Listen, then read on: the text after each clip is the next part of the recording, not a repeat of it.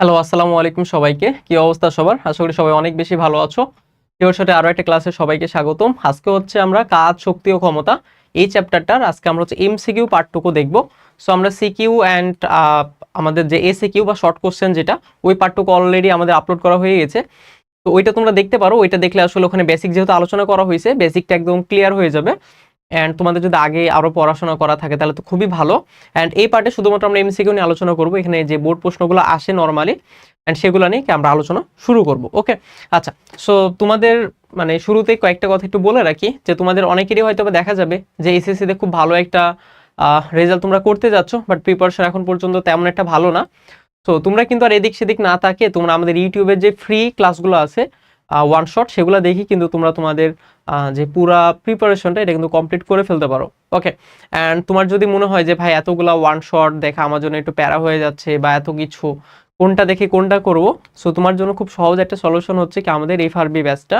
So FRB ব্যাচে হচ্ছে কিন্তু আমরা একটা ক্লাসের মধ্যে কিন্তু সবকিছু কভার করে দিয়ে কিন্তু চেষ্টা করছি। ওকে, সো তোমার চয়েস আর কি। আচ্ছা, তো চলো এখন আমরা হচ্ছে কিছু এমসিকিউ সলভ করে ফেলি। ওকে, সো আমাদের প্রথম এমসিকিউ বলছে যে একটি গাড়ি 7 মিটার ব্যাসার্ধের একটি বৃত্তাকার পথে 44 মিটার ঘুরতে 10 নিউটন বল প্রয়োগ করা হলে সম্পূর্ণ কাজের পরিমাণ কত হবে? তাহলে এখানে একটা গাড়ি ঘুরছে অ্যান্ড এটা হচ্ছে কি আমাদের একটা বলও প্রয়োগ করা হচ্ছে। তো এখানে কি বলছে 44 মিটার আমি ঘুরছি, তাই না? তো তোমার দেখে মনে হইতে পারে যে ভাইয়া এটা হচ্ছে কি আমার বল, এটা হচ্ছে সরণ। তাহলে কাজ মানে কি হবে? বল গুণিত সরণ।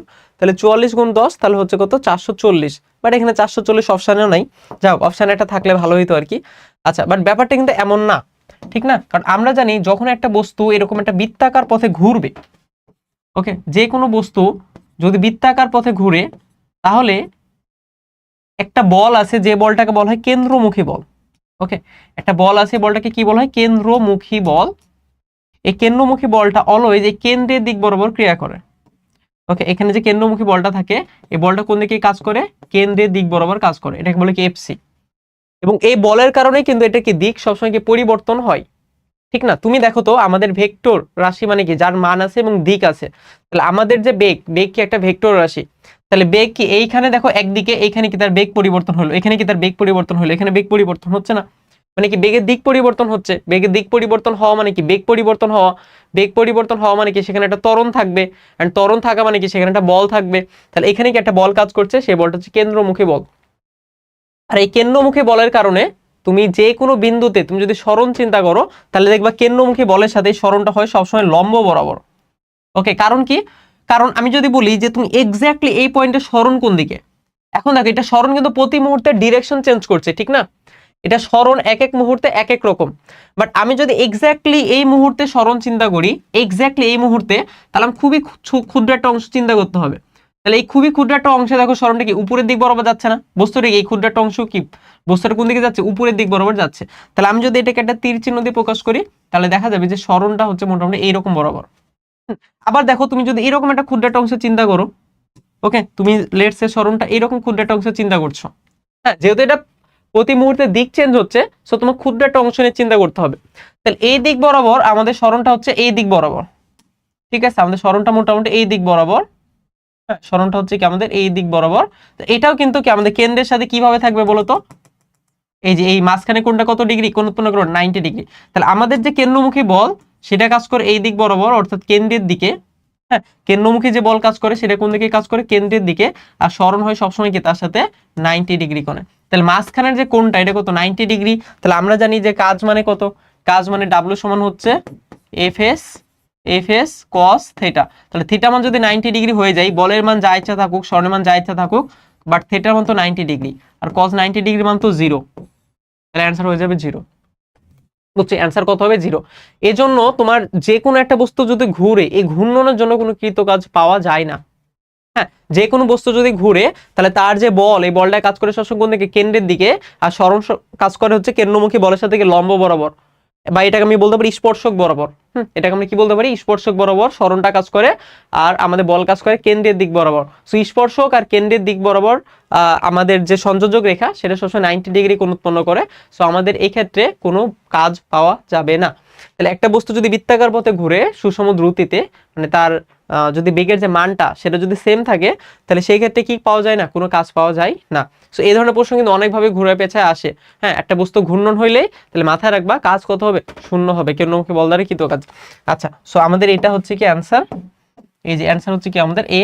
আচ্ছা সরি, আমাদের এটা অ্যান্সার হচ্ছে এ নাম্বারটা, অ্যান্সার হচ্ছে এ নাম্বারটা। ওকে, আচ্ছা এখন শুধুমাত্র এইটাই একটা কেস যেখানে হচ্ছে আমাদের কাজ শূন্য হচ্ছে, ব্যাপারটা এমন না, এরকম আরো অনেকগুলো কেস পাওয়া যায়। ঠিক আছে, এটা তো লেটস একটা কেস, হ্যাঁ, যেখানে কারণ বৃত্তাকার পথে ঘুরছে।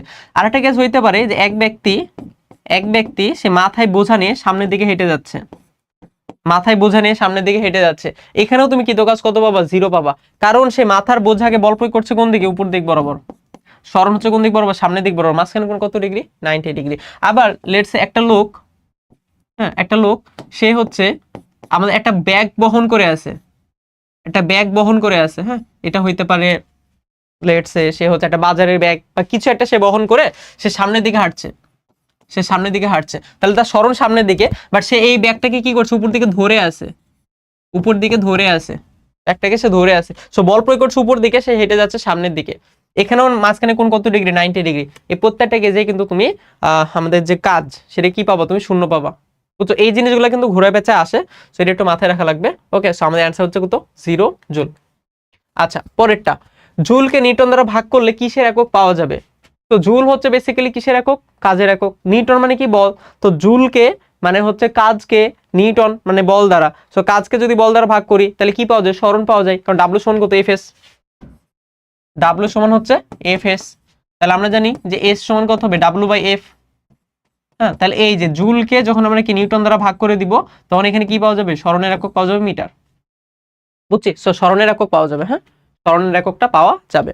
আচ্ছা পরেরটা, কাজ কি রাশি? কাজ কি রাশি? কাজ হচ্ছে একটা স্কেলার রাশি, এটা আমরা জানি তাই না। কাজ, শক্তি, ক্ষমতা, এই প্রত্যেকটা জিনিস কি আমাদের স্কেলার রাশি। বাট বল, সরণ এগুলো কিন্তু সবই ভেক্টর রাশি। সো দুইটা ভেক্টর রাশি থেকেও কি পাওয়া যায়, স্কেলার রাশি পাওয়া যায়। আচ্ছা পরের প্রশ্ন আসি, বলছে কাজের একক কোনটি? সো কাজের একক, শক্তির একক, মাত্রা, এই বিভিন্ন জিনিস কিন্তু বিভিন্ন ভাবেই কিন্তু আসে। হ্যাঁ, এগুলো কিন্তু আমাদেরকে খুব সুন্দরভাবে শিখে ফেলতে হবে। ওকে, সো দেখো আমাদের কাজের সূত্র কি, কাজ ডাব্লু, ডাব্লু সমান হচ্ছে এফ এস। এখন তুমি যদি কাজের একক লিখো নিউটন আর সরণ একক মিটার, নিউটন মিটার বা জুল, এটা কি আমাদের একটা অ্যান্সার। ওকে, এটা কি আমাদের একটা অ্যান্সার। এখান থেকে আমি আবার আসতে পারি, এফ সমান কি লিখতে পারি, এম এ, তাহলে M A S. So M এর একক কত, কেজি। এ মানে কি ত্বরণ, ত্বরণের একক কত, metre per second square. S মানে সরণ, সরণের একক কত, মিটার। তাহলে এখান থেকে আমি লিখতে পারি হচ্ছে KG metre square per second square. So আমাদের দেখো এইটা একটা অ্যান্সার, এটা একটা অ্যান্সার, আমাদের এইটা একটা অ্যান্সার, আমাদের এইটা একটা অ্যান্সার। এই টোটাল কি তুমি 3 ধরনের অ্যান্সার কি তুমি আসলে দেখতে পাবা। এন্ড তুমি যদি মাত্রা বের করো, তুমি মাত্রা কিন্তু সেম ভাবে আর কি আগাইতে পারো। সো ডাব্লিউ সমান কি, তুমি এফ এস, এফ মানে কত, M A S. So M এর জন্য মাত্রা আসে ক্যাপিটাল এম, হ্যাঁ এ এর জন্য কত, এল টি ইনভার্স 2, এর জন্য হচ্ছে কত, এল টি ইনভার্স 2, আর সরণের জন্য কত, এল। তাহলে এটার মাত্রা হবে M L square, M L square T inverse 2, এটি কি আমাদের মাত্রা। তো মাত্রাও আসবে একটু পরে কোনো না কোনো প্রশ্নে, দেখবা যে মাত্রা চলে আসছে। তো কাজের একক, কাজের মাত্রা, এগুলো সবগুলো কি সেম। আরেকটা জিনিস দিয়ে তোমার কখনো কখনো তুমি দেখে থাকতে পারো, সেটা একটু বলে দেই। কারণ কাজের একটা সূত্র আছে, কাজ বা ক্ষমতা সূত্র আছে একটা, ক্ষমতা পি সমান হচ্ছে কত, ডাব্লু বাই টি। ক্ষমতা পি সমান কত, ডাব্লু বাই টি, এই সূত্র তুমি পড়ছো। তো ডাব্লু সমান তাহলে কি লিখতে পারি, পি টি। ক্ষমতার যে একক এটা কি, ওয়াট। ক্ষমতার একক কি, ওয়াট। আর টাইমের একক কত, সেকেন্ড। তো ওয়াট সেকেন্ড এভাবেই কিন্তু আসতে পারে। হ্যাঁ, ক্ষমতার এই যে জুল মানে কি লিখতে পারি, ওয়াট সেকেন্ড। এই ডাব্লু মানে কিন্তু মানে কাজ না, এই ডাব্লু মানে কি ওয়াট, ক্যাপিটাল ডাব্লু আর কি, হ্যাঁ ক্যাপিটাল লেটার। হ্যাঁ, সো এই ওয়াট সেকেন্ড দিয়েও কিন্তু তুমি পাইলেও পাইতে পারো। বুঝছে, সো কিভাবে পাবা আসলে এটা অনেকভাবেই থাকতে পারে। সো এখানে দেখো তো কোন ভাবে অ্যান্সার দিয়ে আছে, আমাদের কেজি মিটার আর সেকেন্ডে দেওয়া আছে। তো আমাদের অ্যান্সার হচ্ছে সি নাম্বারটা, ঠিক না, KG metre square per second square. হ্যাঁ, তো এই যে আমাদের অ্যান্সার হচ্ছে কত, সি নাম্বারটা, আমরা এটা একটা দাগায় রাখি। ওকে, আচ্ছা পরেরটা আসি। পরেরটা বলছে কাজের মাত্রা কি, তাহলে একটু আগে বললাম কাজের মাত্রা হবে M L square T inverse 2, এই যে বি নাম্বারটা হবে তাই না, M L square T inverse 2।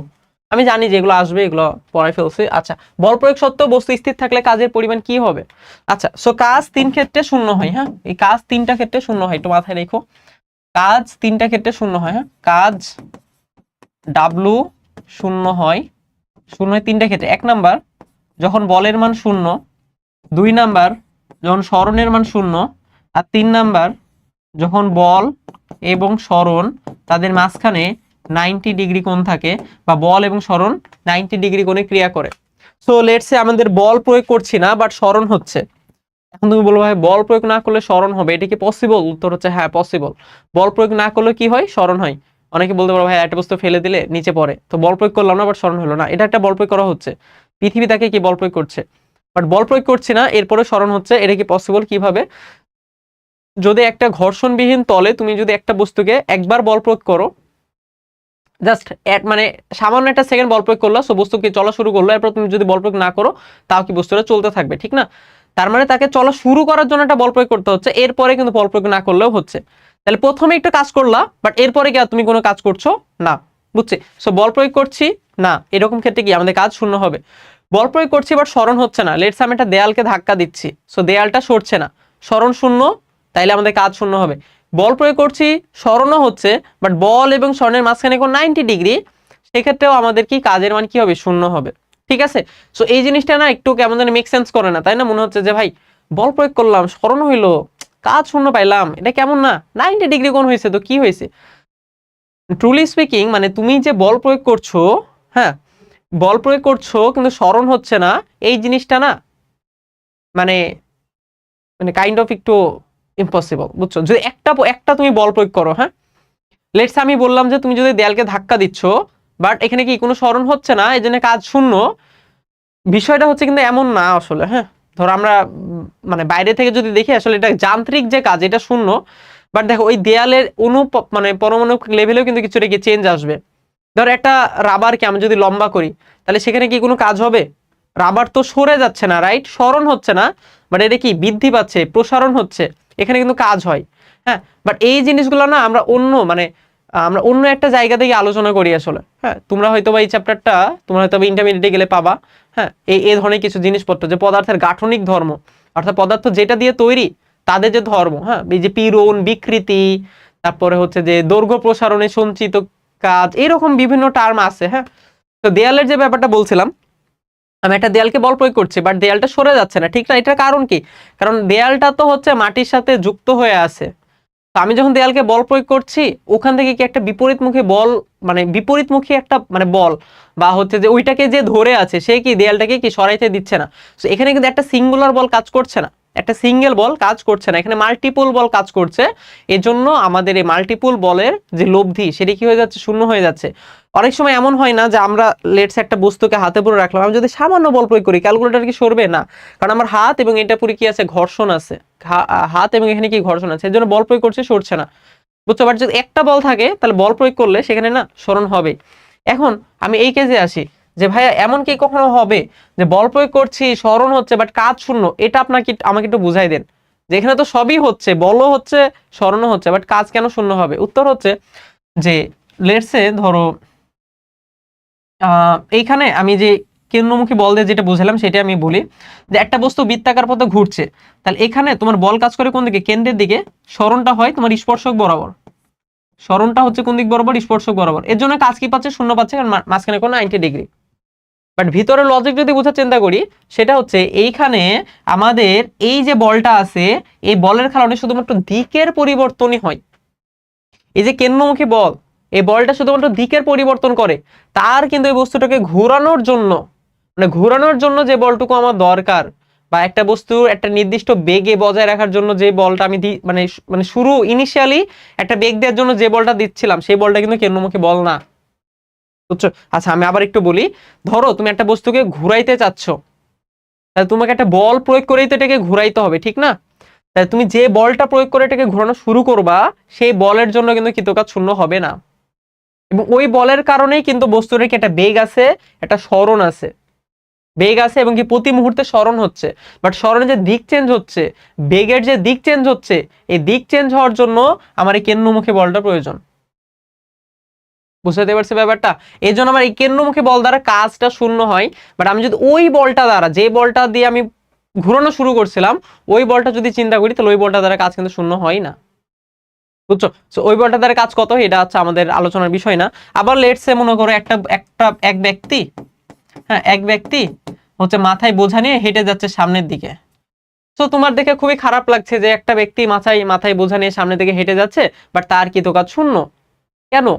কারণ দেখো, সেই ব্যক্তি যে হেঁটে যাচ্ছে, এই যে বল প্রয়োগ করছে কোন দিকে, উপরের দিকে, তার সরণ হচ্ছে কোন দিকে, সামনের দিকে। তুমি বলো তো, এই বলের জন্য কি এই ব্যক্তিটা কি সামনের দিকে যাচ্ছে? মানে ব্যাপারটা বুঝো, আমি এইখানে যে বল প্রয়োগ করলাম, এই বলের জন্য কি ব্যক্তি সামনের দিকে যাচ্ছে? না তো। ব্যক্তি সামনের দিকে যাওয়ার জন্য অন্য একটা বল প্রয়োগ করছে না, তার পা একটা বল প্রয়োগ করছে, ওইটার কারণে সে সামনের দিকে যাচ্ছে। তাহলে তার পা যে বলটা প্রয়োগ করছে, সেই বলের কারণে কিন্তু কৃতকাজ শূন্য না। বুঝাইতে পারছি ব্যাপারটা? তার পা যে বলটা প্রয়োগ করছে, সেই বলের কারণে কিন্তু কৃতকাজ শূন্য না। কোন বলের কারণে কৃতকাজ শূন্য? সে মাথায় যে বোঝাটা নিয়ে আসে, ওই মাথায় যে বোঝাটা ধরে আছে, মাথায় জাস্ট বোঝাটি কি আছে, ধরে আছে, উপরের দিকে একটা বল প্রয়োগ করে, ওই বলের কারণে কৃতকাজটা শূন্য পাচ্ছি। কারণ ওই বলটা আমার সামনের দিকে নিয়ে যাইতে হেল্প করছে না, বুঝছো? ওই বলটা আমার স্মরণে কোনো রকম কি করে না, স্মরণে কোনো রকম সে প্রভাব রাখে না, বা স্মরণে তার কোনো হচ্ছে প্রভাবই বলতে পারি আর কি, বা উপাংশ নাই, স্মরণে তার কোনো উপাংশ নাই বা প্রভাব নাই, বুঝছো? এই জন্য এই বলের কারণে কৃতকাজটা শূন্য। বাট যে বলটা আমাকে সামনের দিকে আগায় নিয়ে যাচ্ছে, সেই বলের কারণে কৃতকাজটা কিন্তু শূন্য না। তাহলে বল এবং স্মরণ যখন 90 ডিগ্রি কোণে থাকে, তখন কি হয় জানো? ওই বলের কারণে স্মরণে কোনো রকম স্মরণে কোনো রকম প্রভাব থাকে না। ওই বলের স্মরণে কোনো রকম কি থাকে না, প্রভাব থাকে না বলেই ওই বলের কারণে কৃতকাজটা কি হয়, শূন্য হয়। বাট যেই বলের একটা প্রভাব আছে স্মরণের উপরে, সেই বলের জন্য কৃতকাজ তুমি কখনোই শূন্য পাবা না, বুঝছো? লেটস সে আমি আরেকটা উদাহরণ দিয়ে তোমাকে বুঝাই ব্যাপারটা। মনে করো তুমি একটা বস্তুকে এইভাবে টেনে নিয়ে যাচ্ছ, হ্যাঁ, এইভাবে টেনে নিয়ে যাচ্ছ। সো এই দিক বরাবর কি তুমি বল প্রয়োগ করলা, এই যে এইভাবে তুমি একটা লেটস সে ট্রলি ব্যাগকে তুমি টেনে নিয়ে যাচ্ছ। যদি এইভাবে টেনে নিয়ে যাও, তাহলে এই বস্তুটা যায় কোন দিকে? বস্তুটা যায় হচ্ছে সামনের দিকে, সরণ হচ্ছে সামনের দিক বরাবর। তো তুমি যে বলটা প্রয়োগ করছো, এই বলটা দিয়ে তুমি আসলে কি একসাথে দুইটা জিনিস করছো, ঠিক আছে? তুমি এট এ টাইমে দুইটা জিনিস করছো। এক নাম্বার জিনিসটা কি করছো, সেটা হচ্ছে তুমি এই বলের কারণে তুমি বস্তুটাকে সামনের দিকে টেনে নিয়ে যাচ্ছ, এটা হচ্ছে এক নাম্বার জিনিস।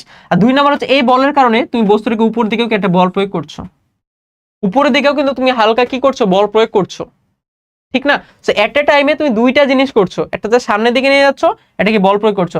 তো সামনের দিকে নিয়ে যাওয়ার জন্য কিন্তু এই বলটা কি দায়ী, এই বলের একটা প্রভাব আছে সামনের দিকে যাওয়ার জন্য। তাহলে এই বলের জন্য যখন তুমি কাজ বের করবা, তখন তুমি কাজের মান শূন্য পাবা না, বুঝছি? তখন তুমি কাজের মান শূন্য পাবা না। বাট লেটস সে মনে করো আমি বল প্রয়োগ করছিলাম, এইটা আমার মনে করো বলই না, হ্যাঁ, বলটা আমি এদিক বরাবর প্রয়োগ করি নাই, ঠিক আছে? বলটা লেটস সে আমি এদিক বরাবর প্রয়োগ করি নাই, বলটা আমি প্রয়োগই করছি এই দিক বরাবর। তুমি বলো তো এই দিক বরাবর বল প্রয়োগ করলে কি এই দিক বরাবর কি সরণ হওয়া পসিবল? না। এই দিক বরাবর বল প্রয়োগ করলে এই দিক বরাবর সরণ হওয়া পসিবল না। বাট মনে করো একটা টাইমে তুমি দেখছো যে এই দিক বরাবর সরণ হচ্ছে, আর আমি যদি বলি এই বলের জন্য কৃতকাজ কত হবে, অবশ্যই শূন্য হবে।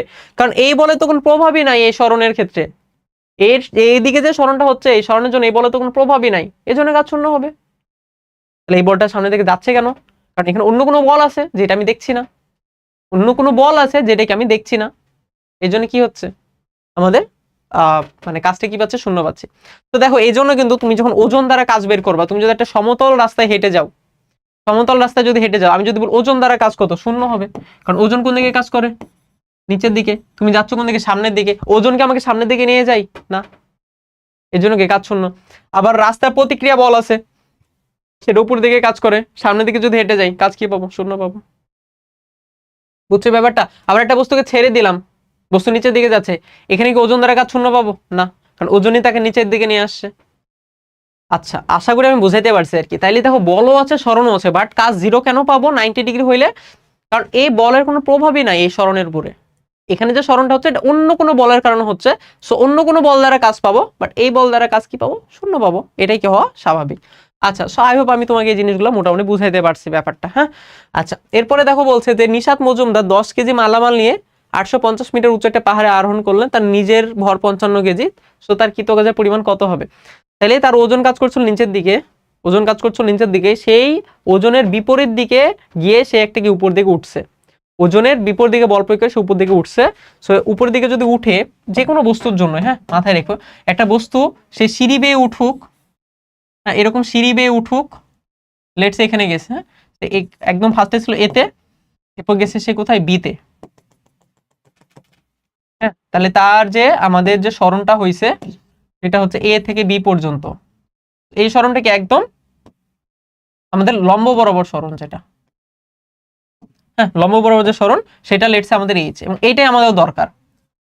সে যদি সরাসরি উপর দিকে উঠে যায় সেক্ষেত্রে আমাদের ডাব্লিউ সমান হবে এম জি এইচ, সে যদি একটু সিঁড়ি বেয়ে উপরের দিকে উঠে তাও ডাব্লিউ সমান হবে এম জি এইচ, সে যদি মানে আর তো কোনোভাবে উঠে আসলে ওয়ে নাই, হয় সে সরাসরি উপর দিকে উঠবে অথবা সে সিঁড়ি বেয়ে উঠবে, তো যেভাবেই উঠুক না কেন অলওয়েজ মাথায় রেখো ডাব্লিউ সমান কত হবে? এম জি এইচ হবে, তার যে কৃত কাজটা হবে সেটা কত হবে? এম জি এইচ হবে। এন্ড এটাকে আমরা কাজ শক্তি সূত্র বা শক্তির নিত্যতা সূত্র দিয়ে কি প্রমাণ করতে পারি, কারণ এখানে কি নাই, তার কোনো গতিশক্তি নাই, এখানে তার কোনো গতিশক্তি নাই, এইখানে তার একটা বিভব শক্তি নাই মানে জিরো, এটা সাপেক্ষে এখানে একটা বিভব শক্তি আছে, সেই যে বিভব শক্তিটা সে পাইলো কোথা থেকে পাইলো? কাজের কারণে পাইছে, সো কাজ সমান কি হবে? বিভব শক্তির সমান, তো এখানকার বিভব শক্তি হবে কি তার কৃত কাজ, এই জন্য কি ডাব্লিউ সমান কত হবে? এম জি এইচ, বুঝছি ডাব্লিউ সমান কত হবে? M G H. সো এগুলো আমরা জাস্ট ক্যালকুলেশন করলে কিন্তু হয়ে যাবে। তো এম এর মান কত? দেখো তার ভর 55 কেজি, সে আরো 10 কেজি মালামাল নিয়ে উঠছে, তার টোটাল বল হয়ে গেল কত? 65, ঠিক না? তাহলে 55 যোগ 10, আচ্ছা জি এর মান কত? 9.8, এইচ এর মান কত?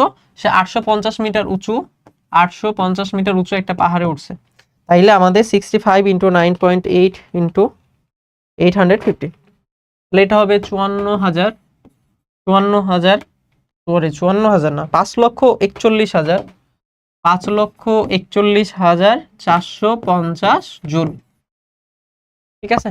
সো তুমি যদি এটা হচ্ছে ইঞ্জিনিয়ারিং মোডে নিয়ে আসো বা সায়েন্টিফিক মোডে নিয়ে আসো তাহলে 5.41 ইন্টু 10⁵ আসে, হ্যাঁ তাহলে আমাদের অ্যান্সার হচ্ছে এই নাম্বারটা আর কি।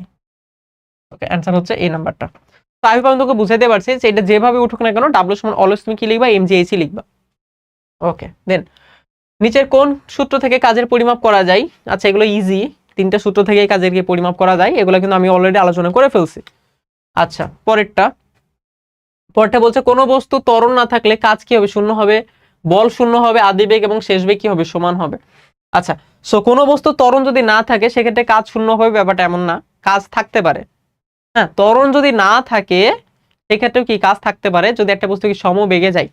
লেটস সে মনে করো আমাদের একটা এরকম রাস্তা আছে, এই রাস্তাতে একটা বস্তুকে সামনের দিকে আমি বল প্রয়োগ করছি 5 নিউটন, পিছনের দিকে তার একটা ঘর্ষণ বল কাজ করছে, হ্যাঁ এই যে রাস্তার যে ঘর্ষণ সেই ঘর্ষণ বলটা কাজ করছে, ঘর্ষণ বল সেটা কত নিউটন? 5 নিউটন। এই বস্তু লেটস সে একদম শুরুতে মানে মনে করো প্রথমে আমি তাকে বেশি বল প্রয়োগ করছিলাম, প্রথমে বলটা ছিল বেশি, তখন সেই দিকে কি চলা শুরু করছিল, এদিকে চলা শুরু করছিল, তো যখন দুইটা বল সমান হয়ে যাবে তাও কি সে সমবেগে চলতে থাকবে, স্থির বস্তু স্থির থাকে, গতিশীল বস্তু সমবেগে চলতে থাকে, সমবেগে, তো লেটস সে সমবেগে চলছে, তাহলে ত্বরণ জিরো, ত্বরণ জিরো, তাহলে আমি যদি এই বল দ্বারা কাজ বের করি আছে, এই বল দ্বারা যদি কাজ বের করি সেটাও কিন্তু আছে, বাট আমি যদি লব্ধি কাজ বের করি অর্থাৎ মোট বল দ্বারা কাজ বের করি সেটা জিরো হবে, একদম টোটাল মোট বল দ্বারা কাজ বের করলে কি হবে? শূন্য হবে।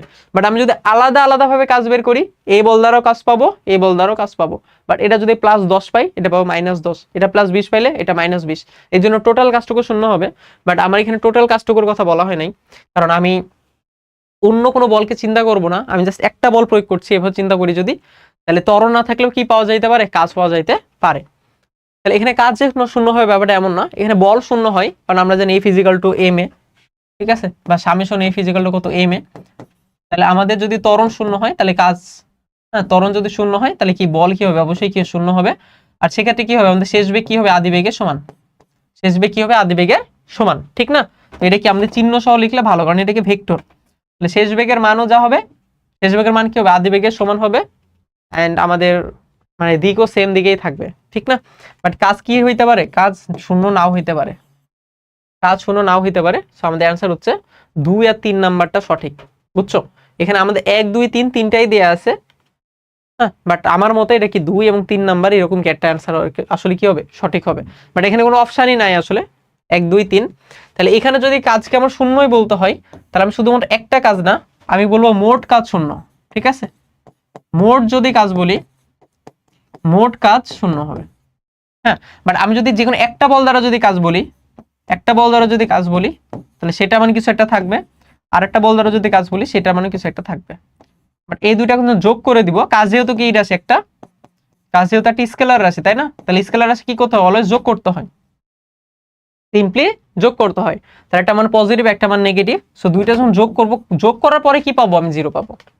তো মোট কাজ শূন্য, হ্যাঁ। তাহলে আমাদের যদি এখানে বলে কাজ শূন্য, তাহলে প্রশ্নটা এমন না, প্রশ্ন হইতে হবে কেমন, মোট কাজ, মোট কাজ। সেক্ষেত্রে আমাদের অ্যান্সার হচ্ছে কত, 1 2 3। ওকে, আমি বুঝাইতে পারছি আর কি ব্যাপারটা। আচ্ছা, পরের প্রশ্ন বলছে 4 মিটার ব্যাসার্ধের বৃত্তাকার পথে এ থেকে বি বিন্দুতে যাত্রা শুরু করার পর এই বিন্দুতে ফিরে আসে, এই সময় বস্তুর বল 100 নিউটন, অতিক্রান্ত দূরত্ব কত মিটার হবে?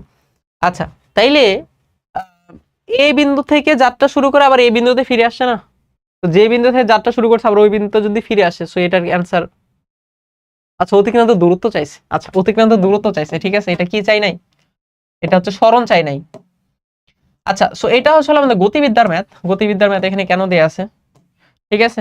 তাহলে আমাদের এই থেকে যাত্রা শুরু করছে, এটা লেটস এই বিন্দু, এ থেকে যাত্রা শুরু করে আবার এই বিন্দুতে ফিরে আসলো, সো এখানে আর এর মান কত দেয়া আছে, আর এর মান দেয়া আছে 4 মিটার, আর এর মান 4 মিটার। তাহলে এখানে যে টোটাল অতিক্রান্ত দূরত্ব, টোটাল অতিক্রান্ত দূরত্ব সেটা কত হবে, 2 পাই আর, তাই না? আমাদের কিসের সমান, পরিধির সমান 2 পাই আর। তো 2 পাই এর মান 3.1416, আর এর মান হচ্ছে 4, তাহলে এটা হচ্ছে 25.13, 25.13। ওকে, সো আমাদের এই নাম্বারটা অ্যান্সার আর কি। ওকে, এখন পরের প্রশ্নটা এই যে, আচ্ছা এটার জন্য দেয়া আছে আর কি, আমাদের প্রশ্নটা আসে এটার জন্য। এখানে কৃত কাজ কত হবে, তাহলে দূরত্ব পাইছো, বল আছে, বাট কাজ কি হবে বলো তো, শূন্য হবে। এটা আমি বলছি, লজিক বলছি, কারণ এখানে কি আমাদের যে বলটা কাজ করবে কি কেন্দ্রের দিক বরাবর কাজ করবে, ওই বলের জন্য আমাদের সরণের মান 90 ডিগ্রি কোণে থাকবে, সো আমাদের অ্যান্সার হচ্ছে 0।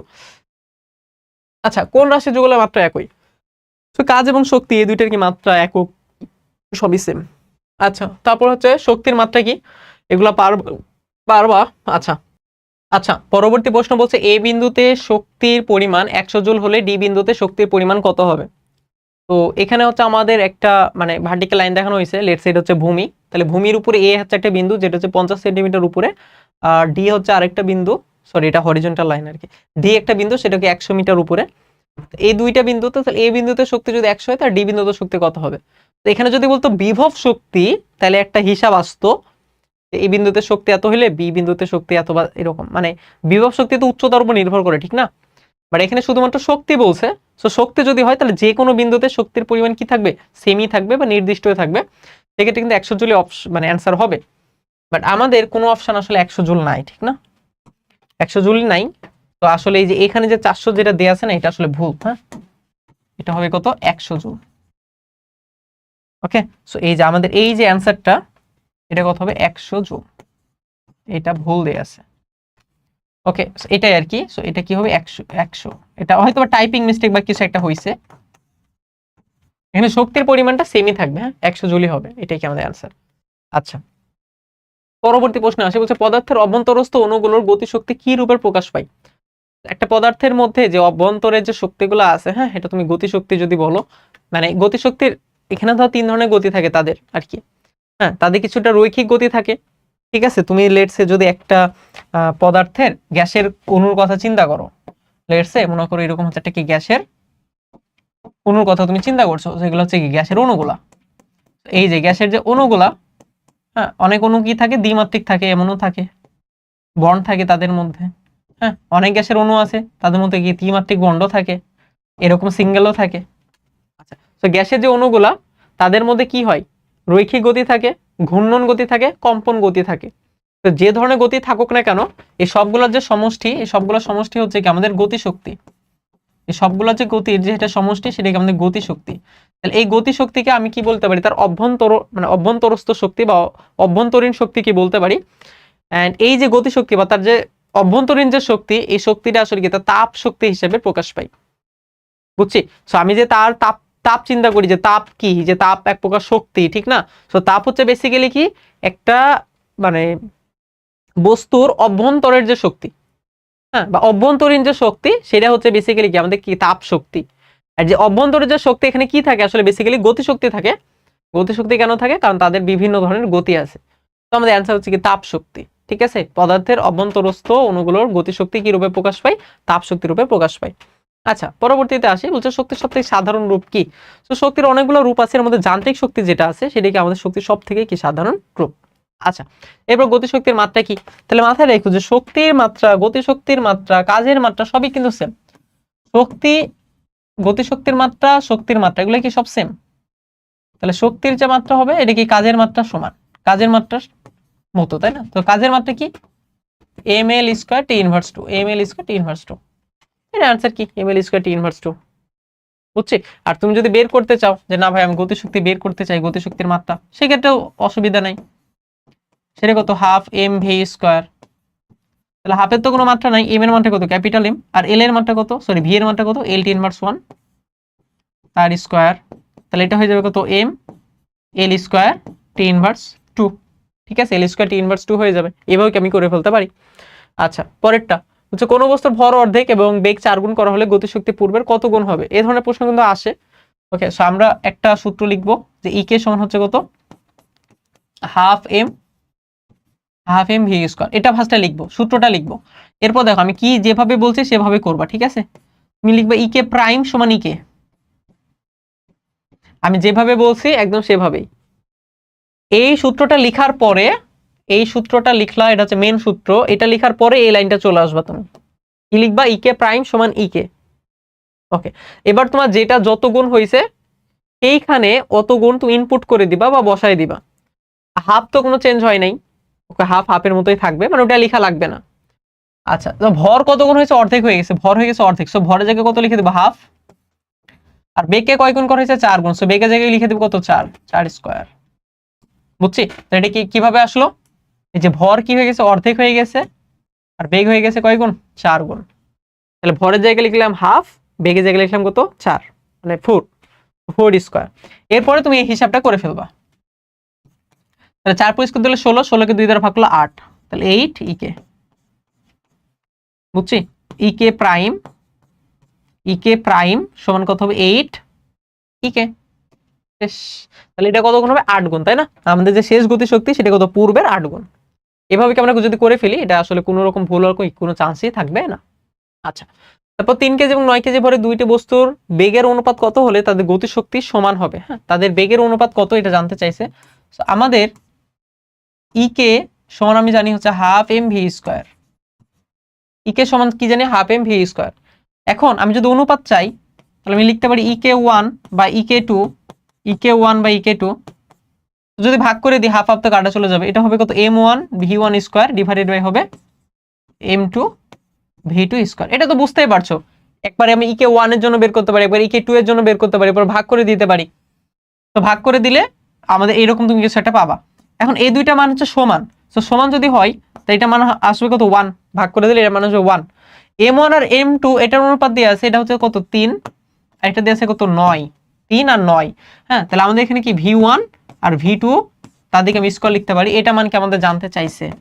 তাহলে এই যে এটা কাটলে কত? 3 আসে, 3 এর পাশে চলে আসে, ঠিক না? এটা কাটলে 3, 3 এর পাশে চলে আসে। তো আমাদের কত? v1 আর v2 এর যে অনুপাত, v1 আর v2 এর যে অনুপাত এটা কত হবে? √3 * 1, √3 * কত? 1 হবে, ঠিক না? আচ্ছা, আমি আবার একটু বলি, এটা হয়তো অনেকে বুঝবা না। এটা হচ্ছে 9 এর পাশে চলে আসলো, 3 ভাগ করে দিলাম, তাহলে এখানে কি শুধুমাত্র 3 থাকে, আর এইটা এই পাশে চলে আসলো, এখানে কি থাকে? v1/v2।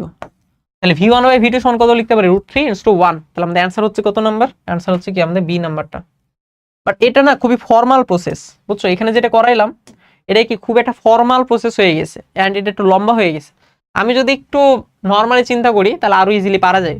হ্যাঁ, ধরো তুমি এখন চিন্তা করতে পারো যে ই কে সমান হচ্ছে half M V square, E কে সমান হাফ এম ভি স্কয়ার। তুমি যে কোনো একটার জন্য চিন্তা করো, যে কোনো একটা। ধরো প্রথমটার যে ভর সেটা হচ্ছে 1/3 পরেরটার তুলনায়। সো ভর যদি 1/3 হয়, বেগের মান কত হইতে হবে? √3 হইতে হবে, কারণ তার উপর স্কয়ার দিলে কি হবে? এটা 3 আসবে। তাহলে মনে করো যে আমাদের প্রথমটা ই কে 1 যেটা, ইকে 1 যেটা, সেটার ভর হচ্ছে কত, তার আগেরটার কয় গুণ, 3 ভাগের 1 ভাগ। হ্যাঁ, আগেরটার 3 ভাগের 1 ভাগ, কারণ এটা 3 এটা 9, তো এটা কত, 1/3। তাহলে এখানে বেগের মান, এখানে বেগের মান কত লিখলে এটাকে আগের মতো আমি ফিরে পাবো? তাহলে এখানে আমার হওয়া লাগবে হাফ এম ভি স্কোয়ার, তো হাফ এম, এই 3 কে কি ভাগ করে দেওয়া লাগবে, মানে 3 কে কি সরানো লাগবে এখান থেকে। 3 কে যদি আমি সরাইতে চাই, এখানে কি একটা √3 দরকার আমার, ঠিক না? এখানে কি দরকার, একটা √3 দরকার। তাহলে √3 পুরো স্কোয়ার করলে কি 3 আছে, 3 3 কাটা গেলে কি আবার আগেরটা ফিরে পাবো। তো এটা ধরো আমাদের 2 নাম্বারটার জন্য ছিল, এটা ধরো 2 নাম্বারটার জন্য ছিল। হ্যাঁ, 2 নাম্বারটা ছিল, এইটা কি 1 নাম্বারটার জন্য। তাহলে আমার এখানে কি বেগের মান কত হইতে হবে, আগেরটার √3 গুণ হইতে হবে। বুঝছো, যদি গতিশক্তি বেশি পাইতে চাই, বেগের মান কি হইতে হবে, বেশি হইতে হবে। তো এইভাবে কি আমরা কিন্তু করে ফেলতে পারি, এভাবেও কিন্তু ইজি। হ্যাঁ, আর তুমি চাইলে সেফ জোনে থাকতে চাইলে এভাবে করতে পারো, তুমি চাইলে একটু বুঝে বুঝে এভাবে করতে পারো, এটা তোমার ইচ্ছা।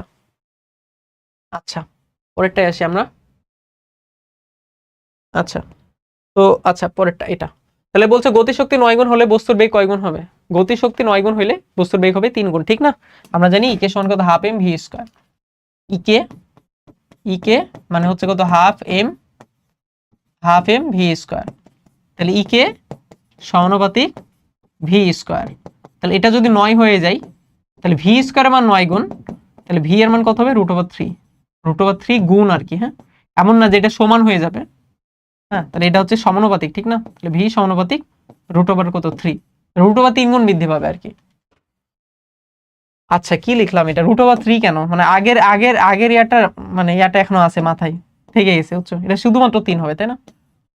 এটা 9 হলে রুট করে দিলে কত, শুধুমাত্র 3 হবে। আচ্ছা, পরেরটা। 5 কেজি ভরের একটি বস্তুকে 50 মিটার/সেকেন্ড বেগে খাড়া উপরের দিকে ছুড়ে দিলে সর্বোচ্চ উচ্চতায় যান্ত্রিক শক্তি কত হবে? আচ্ছা, তাহলে খুবই সুন্দর একটা প্রশ্ন। একটা বস্তুকে আমরা খাড়া উপর দিকে ছুড়ে দিচ্ছি, এই বস্তুটা যখন সর্বোচ্চ উচ্চতায় উঠবে, সর্বোচ্চ উচ্চতায় যদি উঠে, তাহলে বলো তো সর্বোচ্চ উচ্চতা মানে কি, এখানে কি তার বেগের মান কত হবে, 0 হয়ে যাবে। এটা কিন্তু সর্বোচ্চ উচ্চতা, সর্বোচ্চ উচ্চতায় কিন্তু তার বিভব শক্তি চাই নাই আমাদের যাচ্ছে যান্ত্রিক শক্তি। তো যান্ত্রিক শক্তি আবার এই বিন্দুতে যা হবে, এখানেও কি সেমই হবে না? তাহলে এখানে আমরা যদি যান্ত্রিক শক্তিটা তার বের করি, এখানে কি আছে, শুধুমাত্র কি তার গতিশক্তি আছে। তার গতিশক্তি কত, হাফ এম ভি স্কোয়ার। তাহলে হাফ এম এর মান কত, এম এর মান হচ্ছে আমাদের 5 কেজি। এটাকে ছুড়ে দিচ্ছে কত, 50 মিটার/সেকেন্ড বেগে। তাহলে 50 স্কোয়ার, তাহলে 50 স্কোয়ার গুণিত 5 ভাগ 2, তাহলে এটা হচ্ছে কত, 6250 জুল। বুঝছি? সো আমাদের অ্যান্সার হচ্ছে কত, বি নাম্বারটা। কারণ এটা হচ্ছে কি আমার যান্ত্রিক শক্তি, যান্ত্রিক শক্তি মানে কি মোট শক্তি, মোট শক্তি এখানেও যা থাকবে এখানেও কি সেমই থাকবে। বুঝছি, যেখানে হোক না কেন। বাট আমাদের যদি বলতো বিভব শক্তি কত হবে, তাহলে কিন্তু এটাই হইতো, তাই না? এখানে যে পরিমাণ গতিশক্তি আছে, এখানে কি সেম পরিমাণ বিভব শক্তি থাকবে। বুঝছি, বাট মাঝখানে কোন একটা যদি বিন্দু বলতো, তাহলে গতিশক্তি বিভব শক্তি আলাদা আলাদা হইতো, বাট মোট যে শক্তি সেটা কিন্তু এরকমই থাকতো। তো এমসিকিউ তে আসলে তো এরকমই আসবে, এটাই স্বাভাবিক। আচ্ছা, পরেরটা। নিচের কোন সম্পর্কটি সঠিক? তাহলে ভি সমানুপাতিক 1/h, এটা তো ভুল। ভি মানে হচ্ছে আমাদের বিভব শক্তি, সো বিভব শক্তি ভি সমান কত, এম জি এইচ। তাহলে ভি সমানুপাতিক এইচ হবে, প্রথমটা ভুল। এফ সমান এম জি এইচ, এটাও ভুল, কারণ ডাব্লিউ সমান এম জি এইচ হয়, এফ সমান এম জি হয় এটা। তারপর টি সমান ভি স্কোয়ার, এটা ঠিক। আর কে, এটা ঠিক, তাই না? টি সমানুপাতিক কত, ভি স্কোয়ার। টি মানে হচ্ছে গতিশক্তি, টি মানে গতিশক্তি। সো টি মানে যদি গতিশক্তি হয়, তাহলে হাফ এম ভি স্কোয়ার। টি মানে কত, হাফ এম ভি স্কোয়ার। তার টি সমানুপাতিক কি হবে, ভি স্কোয়ার হবে। এখানে ভি সমানুপাতিক লিখছে হাফ কে এক্স স্কোয়ার, শুধুমাত্র কে এক্স স্কোয়ার, এটা ভুল। এটা যদি হাফ কে এক্স স্কোয়ার লিখতো তাহলে ঠিক ছিল। এখানে এখানে হাফ কে এক্স স্কোয়ার যদি লিখতো তাহলে ঠিক ছিল, এইটা ঠিক, এটা ভুল, এটা ঠিক। বুঝছো, এখানে কি এফ সমান এম জি, এটা ঠিক, এটা ভুল। হ্যাঁ, আবার ডাব্লিউ সমান এম জি এইচ, বা ডাব্লিউ সমান কত, এম জি এইচ। আর এখানে ভি সমানুপাতিক এইচ, এটা ঠিক, এটা ভুল। বুঝছো, আমাদের অ্যান্সার হচ্ছে সি নাম্বারটা। আচ্ছা, পরবর্তী প্রশ্ন হচ্ছে হাফ এম ভি স্কোয়ার কে নিচের কোন রূপে লেখা যায়? Okay, so half M V square কি বেসিক্যালি গতিশক্তি। তাহলে গতিশক্তিকে আমি কোন রূপে লিখতে পারবো, এটাই তো জানতে চাইছে, ঠিক না? M U square plus W, এটা তো অবশ্যই হবে না, কারণ এটা তো গতিশক্তির ফর্মই না। আচ্ছা, half half M U square plus 2w, half M U square plus W, half M U square plus half W. আচ্ছা, সো বেসিক্যালি আমরা এইটা লিখতে পারি, ঠিক না? যে half M U square plus W, এটাকে লিখতে পারি। হ্যাঁ, এটা কিন্তু হাফ এম ভি স্কোয়ার ছিল। আচ্ছা, এটা কেন লিখতে পারি, কারণ হচ্ছে ধরো আমি একটা বস্তুর একটা বেগ আছে, সে বেগটা হচ্ছে ইউ, তাহলে এখানে কি তার একটা গতিশক্তি আছে, তার এখানে গতিশক্তি হবে half M U square, sorry V না, এটা ইউ, তাহলে হাফ এম ইউ স্কোয়ার, এটা হচ্ছে কি তার গতিশক্তি। এখানে আমি বল প্রয়োগ করলাম, বস্তুটা সামনের দিকে যাচ্ছে, তার সরণ হচ্ছে, এন্ড তার বেগকে আস্তে আস্তে বৃদ্ধি পাচ্ছে, তো তার বেগ হয়ে গেল ভি, তাহলে এখানে তার যে গতিশক্তি সেটা হয়ে যাবে হাফ এম ভি স্কোয়ার। তাহলে এই যে আমি আবার বলি, আমি এই যে মাঝখানে তাকে একটা বল প্রয়োগ করেছিলাম, মাঝখানে কি করেছিলাম, একটা বল প্রয়োগ করেছিলাম, এই বল প্রয়োগের কারণে কতক্ষণ যাবত বল প্রয়োগ করেছিলাম, এই যে এস সরণ হওয়া পর্যন্ত, এই যে সরণ এতদূর পর্যন্ত আমি বল প্রয়োগ করেছিলাম, তাহলে এখানে একটা কৃত কাজ পাবো, তাই না, কৃত কাজ পাবো, কৃত কাজ হচ্ছে কত, এফএস, কৃত কাজ হচ্ছে এফএস, হচ্ছে এ পর্যন্ত। তাহলে এখানে কি ছিল, একটা গতিশক্তি ছিল, এখানে গতিশক্তিটা বৃদ্ধি পাইলো। আমি যদি কোশ্চেন করি যে ভাই গতিশক্তি কেন বৃদ্ধি পাইলো, তুমি খুব সিম্পল অ্যান্সার দিব যে ভাই এখানে একটা কাজ করছেন, এই কাজের কারণে এটার কি গতিশক্তিটা বৃদ্ধি পাইছে। তো কাজ এবং শক্তি যদি একই ফর্মে বা একই রূপে থাকে, তাহলে আমি কি কাজের সাথে শক্তিকে যোগ করতে পারি, কাজের সাথে শক্তিকে যোগ করতে পারি, এন্ড এটা নিয়ে কিন্তু তোমার একটা উপপাদ্য আছে যে কাজ শক্তি উপপাদ্য, হ্যাঁ এটা করা যায়। তাহলে আমাদের এখানে গতিশক্তিটা কত ছিল, half M U square, half M U square, এটা হচ্ছে গতিশক্তি ছিল, তার সাথে আমি যদি কাজ যোগ করে দিই তাহলে আমি কি পাবো, হাফ এম ভি স্কোয়ারটা পাবো, বুঝছি, হাফ এম ভি স্কোয়ারটা পাবো। তো এইখান থেকে কি আমি হাফ এম ভি স্কোয়ার সমান কি এটা লিখতেই পারি, তাহলে half M U square plus W, এটাই কি আমাদের অ্যান্সার, বুঝছি। সো জিনিসটা অনেক সিম্পল। আচ্ছা, আমরা পরেরটায় চলে আসি, যে শক্তির সবথেকে সাধারণ আছে, এটা আমরা পড়ছি অলরেডি একবার। আচ্ছা, তারপর এম ভরে একটি বস্তুকে 20 মিটার 30 মিটার 40 মিটার 50 মিটার উপরে রাখা হলো, কোন অবস্থানে বস্তুটি ছেড়ে দিলে গতিশক্তি সব থেকে বেশি হবে, কোন অবস্থান থেকে বস্তুটি ছেড়ে দিলে গতিশক্তি সবচেয়ে বেশি হবে। খুবই ভালো একটা প্রশ্ন। দেখো আমাদের একটা বস্তুকে তুমি যদি উপর থেকে ছেড়ে দাও, হ্যাঁ একটা নর্মাল কেস চিন্তা করো, একটা বস্তুর ভর ধরো এম, তুমি এই উচ্চতা থেকে ছেড়ে দিলা, তাহলে এখানে কি বস্তুটার একটা গতিশক্তি লাভ করবে, বা এখানে কিন্তু একটা বেগ লাভ করবে, ঠিক না, এখানে একটা বেগ লাভ করবে, বেগের মান যত বেশি হবে গতিশক্তি তত বেশি হবে।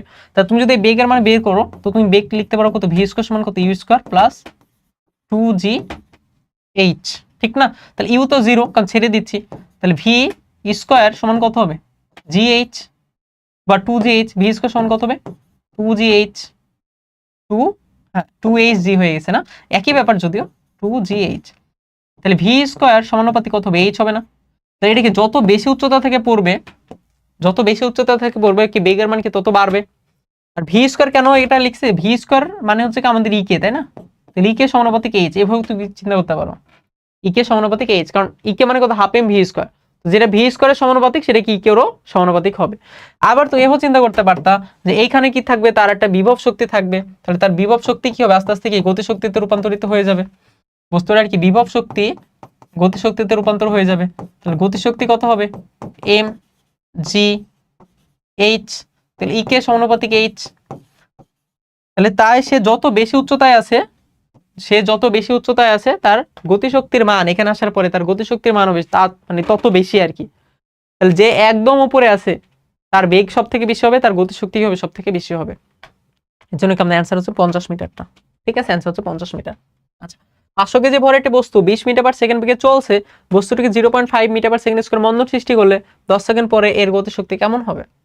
তাহলে এই যে আমাদের 0.5 মন্দনের কারণে 10 সেকেন্ড পর তার বেগ কি 5 কমে যাবে, তার বেগ কি হয়ে যাবে 5 কমে যাবে, কারণ ভি সমান ইউ মাইনাস এটি, আমি চিন্তা করতে পারি যে ভি সমান কত হবে, ইউ মাইনাস এটি, তাহলে ইউ এর মান কত, ইউ এর মান হচ্ছে আমাদের 20 মাইনাস এ এর মান হচ্ছে 0.5 আর টি এর মান হচ্ছে 10, তাহলে এটা 5 আছে, তাহলে এটা হবে 15, তাহলে তার বেগ হচ্ছে 15 মিটার পার সেকেন্ড, তাহলে তার গতিশক্তি বের করব, তাহলে গতিশক্তি হচ্ছে ই কে সমান half M V square, so half M এর মান হচ্ছে 500 আর বেগের মান হচ্ছে কত 15 তার স্কোয়ার।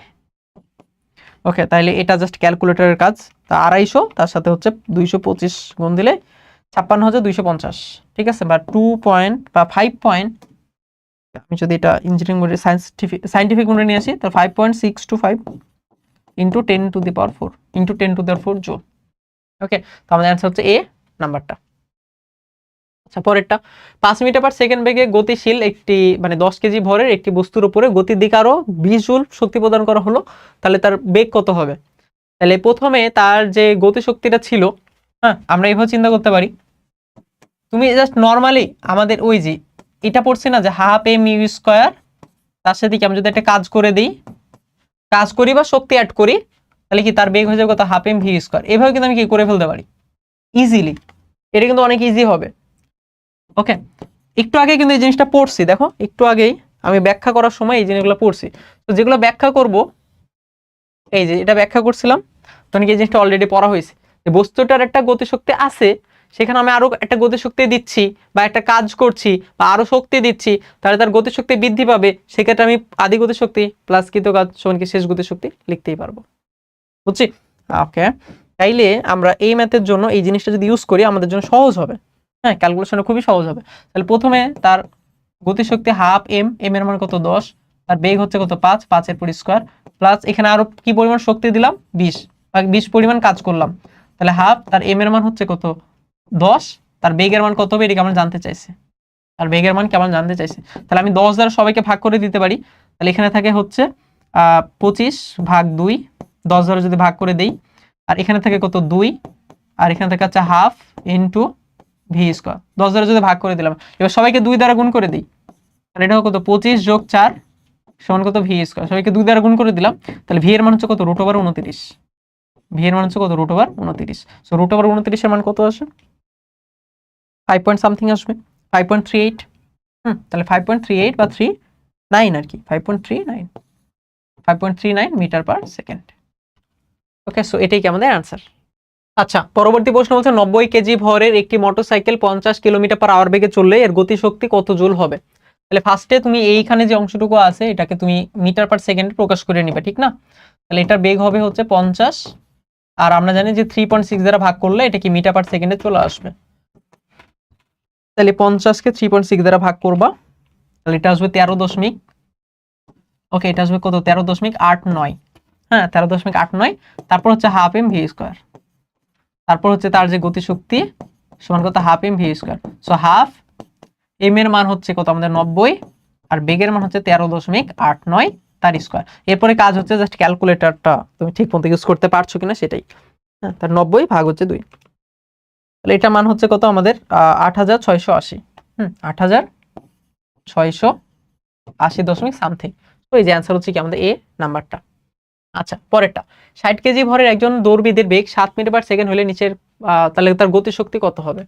আচ্ছা এগুলো এখন পারবা, হ্যাঁ এগুলো এখন পারবা, এগুলা খুব ইজি ম্যাথ, এগুলো বারবার আসছে বোর্ডে, এগুলো কিন্তু মানে এগুলো এগুলো পারতে হবে, ঠিক আছে? মানে দেখো তুমি কিন্তু অনেক কিছুই আছে তুমি পারো, বাট টাইমের মধ্যে পারো কিনা এটা কিন্তু একটা ইম্পর্টেন্ট জিনিস। ফিজিক্স আর ম্যাথ, ম্যাথ হায়ার ম্যাথ, এই তিনটা এক্সামে গিয়ে দেখবা টাইমের মধ্যে সলভ মানে শেষ করা একটু প্যারা হয়ে যায়।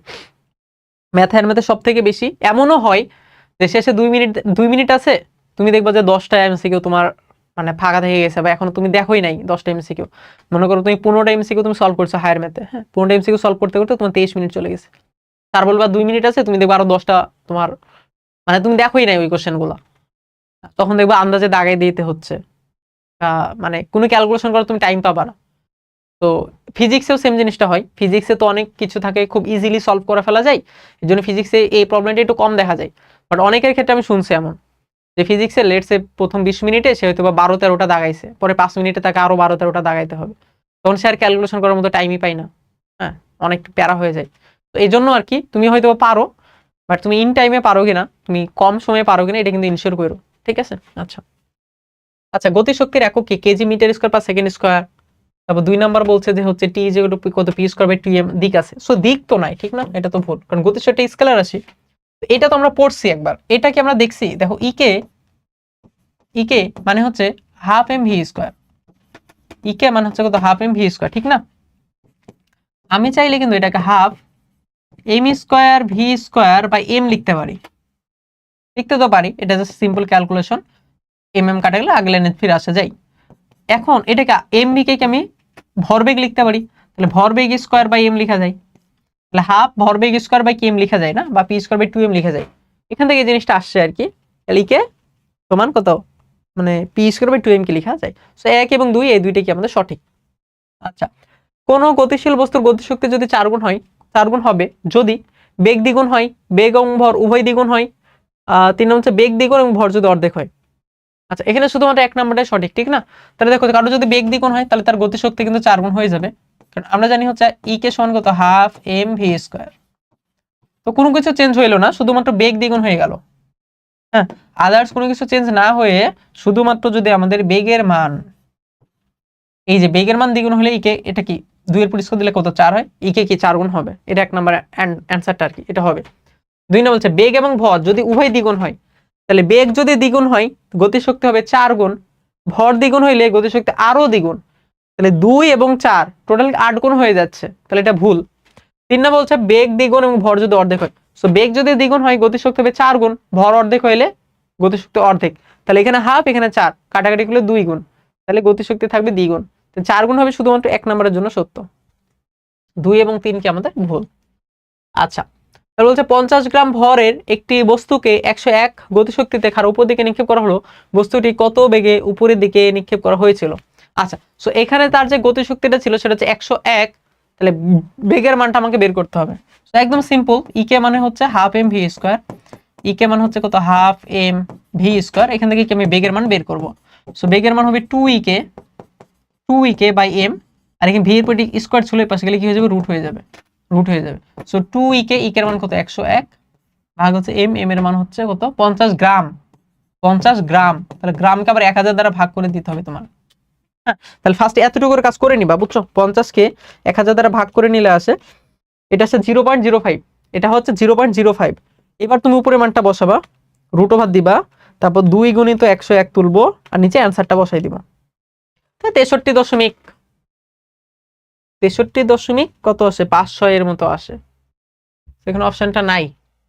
আচ্ছা, এটাকে 10 জুল হইতো কিনা, আচ্ছা 1 মিনিট জাস্ট, হ্যাঁ আমি একটু ইয়া করি, এটা তো 10 জুলও হইতে পারতো। আচ্ছা, সো উপর হচ্ছে 20 লিখি আর নিচে হচ্ছে 0.05, 20 আসছে। হ্যাঁ, এটা হচ্ছে ভুল দেয়া আছে, বুঝছো? এই যে কিছু কিছু সময় টাইপিং মিস্টেক হয়ে যায়, তো এটা 10 জুল হবে, এটা হবে কত 10, এটা যদি 10 হয় এই টোটাল অ্যান্সারটা আসে কত 20, ও 20 জুল তো না, এটা কি বেগ বের করছে না, তাহলে 20 মিটার পার সেকেন্ড, আমার অ্যান্সার হচ্ছে সি। আচ্ছা আচ্ছা, আমরা এমন যদি হয় তাহলে আমাদের অ্যান্সার হচ্ছে সি আসার কথা। হ্যাঁ, তাহলে অ্যান্সার হচ্ছে সি নাম্বারটা সঠিক। আমরা পরের পেজটাকে ইয়া করে দিই, ডিলিট করে দিই, যেন কনফিউশন না হয়। আচ্ছা, এটা কেন করলাম, কারণ আমি আসলে শিওর না যে এই ডাটাটা ঠিক কিনা, বাট এটা যদি আমি 10 ধরে করি, তাহলে উপরে আসে 20 আর নিচে আসে হচ্ছে 0.05, মানে 50 গ্রাম মানে 0.05, এটা যদি টোটাল অ্যান্সার বের করি তাহলে 20ই আসে।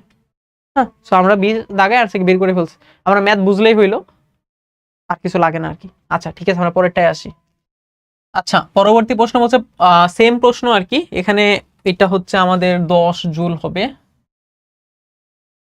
আচ্ছা, সো এখানে কি বলছে, প্রথম অর্ধেক দূরত্ব অতিক্রমের পর বস্তুটার বেগ কত হবে। তাহলে আমি একটু আগে একটা ম্যাথ করছিলাম না, এখানে কি পাইছিলাম যে 20 মিটার পার সেকেন্ড বেগে এটাকে উপর দিকে নিক্ষেপ করা হয়েছে, ঠিক তো? তো এটা হচ্ছে 20 মিটার পার সেকেন্ড বেগে নিক্ষেপ করলাম, তো এটা হচ্ছে যখন প্রথম অর্ধেক দূরত্ব অতিক্রম করবে, টোটাল দূরত্বের অর্ধেক দূরত্ব অতিক্রম করার পরে তার বেগ কত হবে সেটাকে আমাকে বের করতে বলছে। তাহলে টোটাল কি পরিমাণ দূরত্ব অতিক্রম করবে সেটা বের করে ফেলি, তো সেটা হবে কি আমাদের সর্বোচ্চ উচ্চতা। ওকে, সো টোটাল অতিক্রান্ত দূরত্ব হবে 20, আদি বেগ হচ্ছে 20 তার স্কয়ার ডিভাইডেড বাই হচ্ছে 2 ইনটু জি এর মান 9.8। সো আমাদের এখান থেকে এটা মান পাবো আর কি আমরা, যে 20 স্কয়ার ভাগ হচ্ছে 19.6, এটা মান হচ্ছে 20.4 মিটার। এদিকে সর্বোচ্চ এই পরিমাণ হাইটে উঠবে। সো ইউ এর মান 20 কিভাবে পেলাম, এই যে আগের ম্যাথ থেকে, ঠিক না? সো এখানে ইউ এর মান হচ্ছে কত, 20 মিটার পার সেকেন্ড, ইউ এর মান 20 মিটার পার সেকেন্ড। এটা কই থেকে পাইছি, যে এখান থেকে পাইছি, হ্যাঁ এখান থেকে পাইছি, হ্যাঁ যে 10 জুল আর কি। ওকে, এরপরে সে অর্ধেক দূরত্ব যখন অতিক্রম করবে, তাহলে এইচ এর মান হচ্ছে আমাদের 20.4, আর অর্ধেক মান হচ্ছে 10.2 মিটার। তো 10.2 মিটার অতিক্রম করার পর তার বেগ কত হবে, ভি স্কয়ার সমান লিখতে পারি কত, ইউ স্কয়ার মাইনাস 2জি এইচ। সো শেষ বেগের মান, সরি আদি বেগের মান হচ্ছে 20 মাইনাস 2, জি এর মান 9.8, এইচ এর মান হচ্ছে 10.2 2। তো এখান থেকে যে ভ্যালুটা পাবো তাকে রুট করে দিলে কিন্তু আনসার চলে আসবে। তো 20 স্কোয়ার মাইনাস 2 ইন্টু 9.8 ইন্টু 10.2 যা আসে তারে রুট ওভার অ্যান্সার। তাহলে এটা মানে 14.14। 14.14। তো আমাদের অ্যান্সার হচ্ছে কত? সি নাম্বারটা। ওকে, এটা হচ্ছে অ্যান্সার কত? সি নাম্বারটা। ওকে, পরেরটা আসি যে সি অবস্থান বস্তুটি বেগ কত। তাহলে দেখো আমাদের এখান থেকে একটা বস্তুকে ফেলে দেওয়া হয়েছে সি অবস্থান, মানে যেখানে ভূমি স্পর্শ করছে। তাইলে আমাদের এসি এই টোটাল দূরত্ব হচ্ছে 122.5 মিটার। তো 122.5 মিটার পরে তার বেগ কত হবে? আমরা লিখতে পারবো ভি সমান হবে কত? রুট ওভার 2gh, ঠিক না? Root over 2gh। তো এটা মান বের করলে কি অ্যান্সার চলে আসবে। এগুলো ইজি, এগুলো আমি স্কিপ করি। আচ্ছা, এইখানে আমাদের যে প্রশ্নটা আসছে সেটা আমরা এবার অ্যান্সার করা ট্রাই করি। এখানে কি বলছে যে পি বস্তুটির, এই যে পি বস্তুটা যাকে ফেলে দেওয়া হচ্ছিল, বি অবস্থানে বেগ হচ্ছে 28.289 মিটার পার সেকেন্ড কিনা। তাহলে এইখানে তার যে বেগ এটা হচ্ছে আমাদের 28.289, এটা হবে কিনা সেটাকে আমাকে চেক করতে হবে। তো বি অবস্থানে কি হয়েছে, গতিশক্তিটা হচ্ছে আমাদের এ অবস্থানে গতিশক্তির কত? 1/3। বি অবস্থানে যে গতিশক্তি সেটা হচ্ছে এ অবস্থানে গতিশক্তি 1/3। এ অবস্থানে তো তার কোনো গতিশক্তিই নাই, ঠিক না? তাহলে এইখানে কিছু একটা ভুল বলছে। হ্যাঁ, এইখানে কিছু একটা ভুল বলছে, কারণ এই অবস্থানে তার কোনো গতিশক্তি নাই, কারণ এখানে তার বেগের মান হচ্ছে 0, গতিশক্তি 0। আচ্ছা, অতিক্রান্ত দূরত্ব এবি হচ্ছে 40.83 মিটার। এই দূরত্বটা 40.83 মিটার, এটা বের করার জন্য তোমার এইখানে কোন একটা মানে ডাটা তোমার থাকা লাগতো। আমাদের এখানে প্রশ্নের মধ্যেই এই ডাটাটা কিছু একটা মানে ভুল আছে আর কি। হ্যাঁ, এই ডাটাটা কিছু একটা ভুল আছে, এইখানে কিছু একটা অন্য কিছু হইতো। তো এইখানে আমরা আর বি বিন্দুতে বিভব শক্তি হচ্ছে 1/3 অফ হচ্ছে সি বিন্দুতে গতিশক্তি। এখানে হচ্ছে অ্যান্সার 1 এবং 2। তাইলে অ্যান্সার 1 আর 2 যদি হয় তাহলে আমাদের এইটা সঠিক, এইটা সঠিক। তাহলে বি অবস্থানের যে বেগ এটা হচ্ছে 28.289 যদি হয়, এখানে সম্ভবত এমন হবে যে বি অবস্থানের গতিশক্তি হচ্ছে 1/3 অফ সি অবস্থানের গতিশক্তি, এমন হইতে পারতো। হ্যাঁ, এটা দিয়ে আমরা করে দেখি। হ্যাঁ, যে বি অবস্থানের যে গতিশক্তিটা কি সি অবস্থানের গতিশক্তির কত? 1/3। এটা দিয়ে আমরা করে দেখতে পারি। আচ্ছা, তাহলে এটা দিয়ে যদি আমরা করে দেখি তাহলে বি অবস্থানে যে গতিশক্তি সেটা হচ্ছে half M V B square. এটা হচ্ছে 1/3 অফ সি অবস্থানের গতিশক্তি, এটা হচ্ছে half M V C square. M M কাটা চলে যাবে হাফ। এটা হচ্ছে, এটা একটা ভুল লিখছে তাই না? এখানে হচ্ছে আমাদের একটা 1/3 হচ্ছে সূত্রের, মানে এই সমীকরণের একটা হাফ হচ্ছে কিসের আছে? সূত্রের আছে। হাফ হচ্ছে সূত্রের, সো এই হাফের সাথে এই হাফ কাটা চলে যাবে। তাহলে ভি বি স্কোয়ার সমান লিখতে পারবো 1/3 into VC square. So VC square সমান কি লিখতে পারবো? 2gh, 2g টোটাল এইচ টুকু, ঠিক আছে? সো এখান থেকে আমরা ভিবির মান বের করতে পারি। তো এটা হচ্ছে root over 1/3 into 2 into 9.8 into H এর মান হচ্ছে কত? 122.5 মিটার। 122.5 metre, 122.5 metre. এটা বের করে দেখে আসলে অ্যান্সারটা মিলে কিনা। এটা হচ্ছে 2/3 ইন্টু 9.8 ইন্টু 122.5 যা আসে তার রুট করে দেখি। রুট করলে আসে হচ্ছে 28.29। হ্যাঁ, তাহলে এই যে ঠিকই বলছে আর কি, এটা সি অবস্থানে হবে। হ্যাঁ, তো এই যে 28.29 মিটার পার সেকেন্ড। কারণ আমরা যেটা গেস করছিলাম সেটা সঠিক, যে এটা হবে সি অবস্থানে। হ্যাঁ, তাহলে এটা হচ্ছে আমাদের সি অবস্থান। হ্যাঁ, এটা হচ্ছে কি আমাদের এই অবস্থান না, এটা ভুল। এটা হচ্ছে আমাদের সি অবস্থান, সি অবস্থান। আচ্ছা, তো এই যে এটা হচ্ছে সি। ওকে, দেন পরেরটা আসি। তাইলে একটা তো গেল আর কি, এটা অ্যান্সার হইলো। পরেরটা বলছে অতিক্রান্ত দূরত্ব এবির মানে কত? 40.83 মিটার কিনা। তাহলে এই যে অতিক্রান্ত দূরত্বটুকু এটা কি 40.83 মিটার কিনা, এটাকে আমাকে বের করতে হবে। তো আমি এখানকার কি বেগের মান জানি, বেগের মান জানি। এখানকার আদি বেগের মান কত? 0। তাহলে আমি ইজিলি এই সূত্রটা ইউজ করতে পারি যে ভিবি স্কোয়ার সমান হচ্ছে VA square plus 2gh of A B, ঠিক না? সো আমি এটা বের করতে যাচ্ছি। এটার মান আমি জানি, এটার মান হচ্ছে 28.29 তার স্কোয়ার। এটা মান হচ্ছে 0 প্লাস 2 ইন্টু 9.8 ইন্টু এই দূরত্বটুকু আমার দরকার, এইচ এ বি দরকার। সো এইচ এ বির মানকে আমি বের করে ফেলতে পারি, খুবই ইজি, ঠিক না? 28.29 square divided by 2 into 9.8। Okay, so এটা মান আছে হচ্ছে 40.83। হ্যাঁ, 40.8। তাহলে আমাদের যেটা এখানে 2 নাম্বার যেটা সেটাকে আমাদের সঠিক। হ্যাঁ, 3 নাম্বারটা বলছে বি বিন্দুতে বিভব শক্তি 1/3 অফ সি বিন্দুতে গতিশক্তির কেনা। এইখানে যে বিভব শক্তি এটা আসলে কতটুকু হবে? তাহলে এখানকার গতিশক্তি হচ্ছে 1/3 অফ সি বিন্দুর গতিশক্তি। তাহলে এখানকার বিভব শক্তি, আচ্ছা সি বিন্দুতে আচ্ছা তাহলে ভালো মতো বুঝো, সি বিন্দুতে শুধুমাত্র একটাই শক্তি না, সি বিন্দুতে শক্তিতে একটাই গতিশক্তি। তাহলে সি অবস্থানের গতিশক্তি বা মোট শক্তি যদি আমি বলি আর কি, মানে বি অবস্থানে গতিশক্তি হচ্ছে 1/3 অফ মোট শক্তি। এটা কি ভুল হবে বলা? ভুল হবে না তো, কারণ সি অবস্থানের যে গতিশক্তি এটা কি মোট শক্তি না? তাহলে বি অবস্থানে গতিশক্তি হচ্ছে মোট শক্তির 1/3। তাহলে বি অবস্থানে বিভব শক্তি কত হবে? মোট শক্তির 2/3। বুঝছে? তাহলে বি অবস্থানে আমাদের কি বিভব শক্তি যদি আমি বের করতে চাইতাম সেটা হয়তো মোট শক্তির 2/3। বুঝছে? তাহলে আমাদের এই যে এটা যে বলছে যে 1/3 হবে সি বিন্দুতে গতিশক্তির বা মোট শক্তির, এটা ভুল, এটা 2/3 হবে। এর জন্য আমাদের অ্যান্সার হচ্ছে 1 আর 2। বুঝছে? অ্যান্সার হচ্ছে 1 আর 2। আচ্ছা, একটি বস্তু 20 মিটার উচ্চতা থেকে ভূমিতে পড়লো, পড়ন্ত অবস্থায় ভূমি থেকে 5 মিটার উঁচুতে, বিভব শক্তি এবং গতিশক্তির অনুপাত কত? একটা বস্তু উপর থেকে নিচের দিকে পড়ছে, এখন এটা হচ্ছে 20 মিটার, টোটাল হচ্ছে 20 মিটার উচ্চতা থেকে পড়ছে। তাইলে এটা হচ্ছে এই বস্তুটার পড়ার ঠিক 5 মিটার সামনে, হ্যাঁ, ভূমি থেকে 5 মিটার, এই যে এই হাইটটুকু 5 মিটার, এই হাইটটুকু যদি 5 মিটার হয়, এখানে গতিশক্তি এবং বিভব শক্তি কত এবং তাদের অনুপাতটা আসলে কত? আমাদের বিভব শক্তি বের করা খুবই ইজি আমার জন্য। বিভব শক্তি বের হচ্ছে এম জি এইচ এর মান কত? 5। হ্যাঁ, আর মোট শক্তি যদি আমি বের করি, মোট টোটাল, তাহলে সেটা হবে কত? এই জায়গার কি বিভব শক্তিটাই কি আমাদের মোট শক্তি। এখানকার যে বিভব শক্তি, এই জায়গাতে যে বিভব শক্তি এটাকে আমরা মোট শক্তি। তাহলে বিভব শক্তি কত হবে? এম জি, এই টোটালটা হচ্ছে কত? 20। বুঝছি? তাহলে এটা কিন্তু মোট শক্তি আবার, হ্যাঁ, মোট শক্তি হচ্ছে mg20, আর এই যে এই জায়গার যে বিভব শক্তি সেটা কত? ইপি সমান mg5। তাহলে গতিশক্তিটা কত হবে? mg15। এখন তুমি যদি ভাগ করে দাও, আমার চাইছে বিভব শক্তি আর গতিশক্তির অনুপাত, ইপি আর ইকের অনুপাত চাইছে আমার, ভাগ করে দাও। এটাকে এটাতে ভাগ করে কত দিলে থাকে? 1/3 থাকে। বুঝছিস? অ্যান্সার হচ্ছে কত? বি নাম্বারটা। হ্যাঁ, খুবই ইজি কিন্তু দেখো। বাট তুমি যদি এখানে গতিশক্তি বের করতে চাও তাহলে একটু প্যারা হয়ে যাবে। গতিশক্তি বের করতে গেলেও পারবা, এমন না যে পারবা না। কারণ এটা কি হবে? তুমি যে হাফ এম ভি স্কোয়ার মানে কত? U square plus 2g H এর মান কত বসাবা? 15 বসাবা। যে তুমি গতিশক্তি বের করতে পারো, বিভব শক্তি বের করতে পারো। বাট এটা কি ইজি না? জাস্ট মাথার মধ্যে। আমি যদি ম্যাথটা নাও করতাম না, আমি বলে দিতে পারতাম, ঠিক কিনা বলো? কারণ এই জায়গাতে যে মোট শক্তিটা, সেখানে কি শুধুমাত্র বিভব শক্তি আছে। তাহলে এই জায়গার বিভব শক্তি কত?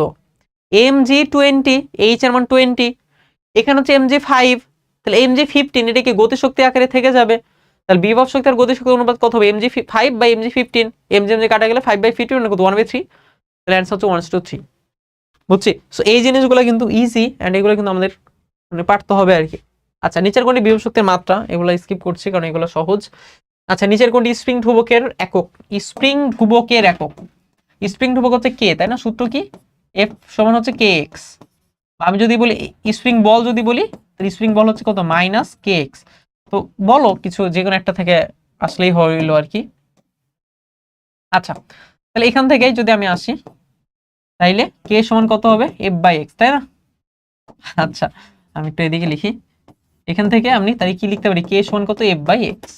তাহলে বলের একক হচ্ছে নিউটন, এটা একক কত? Metre, newton per metre. তো দেখো নিউটন পার মিটার আছে, হ্যাঁ আছে, এই যে আনসার। নিউটন পার মিটার থাকলে কি এটা কি অ্যান্সার। যদি না থাকতো নিউটনকে ভাঙাইতাম।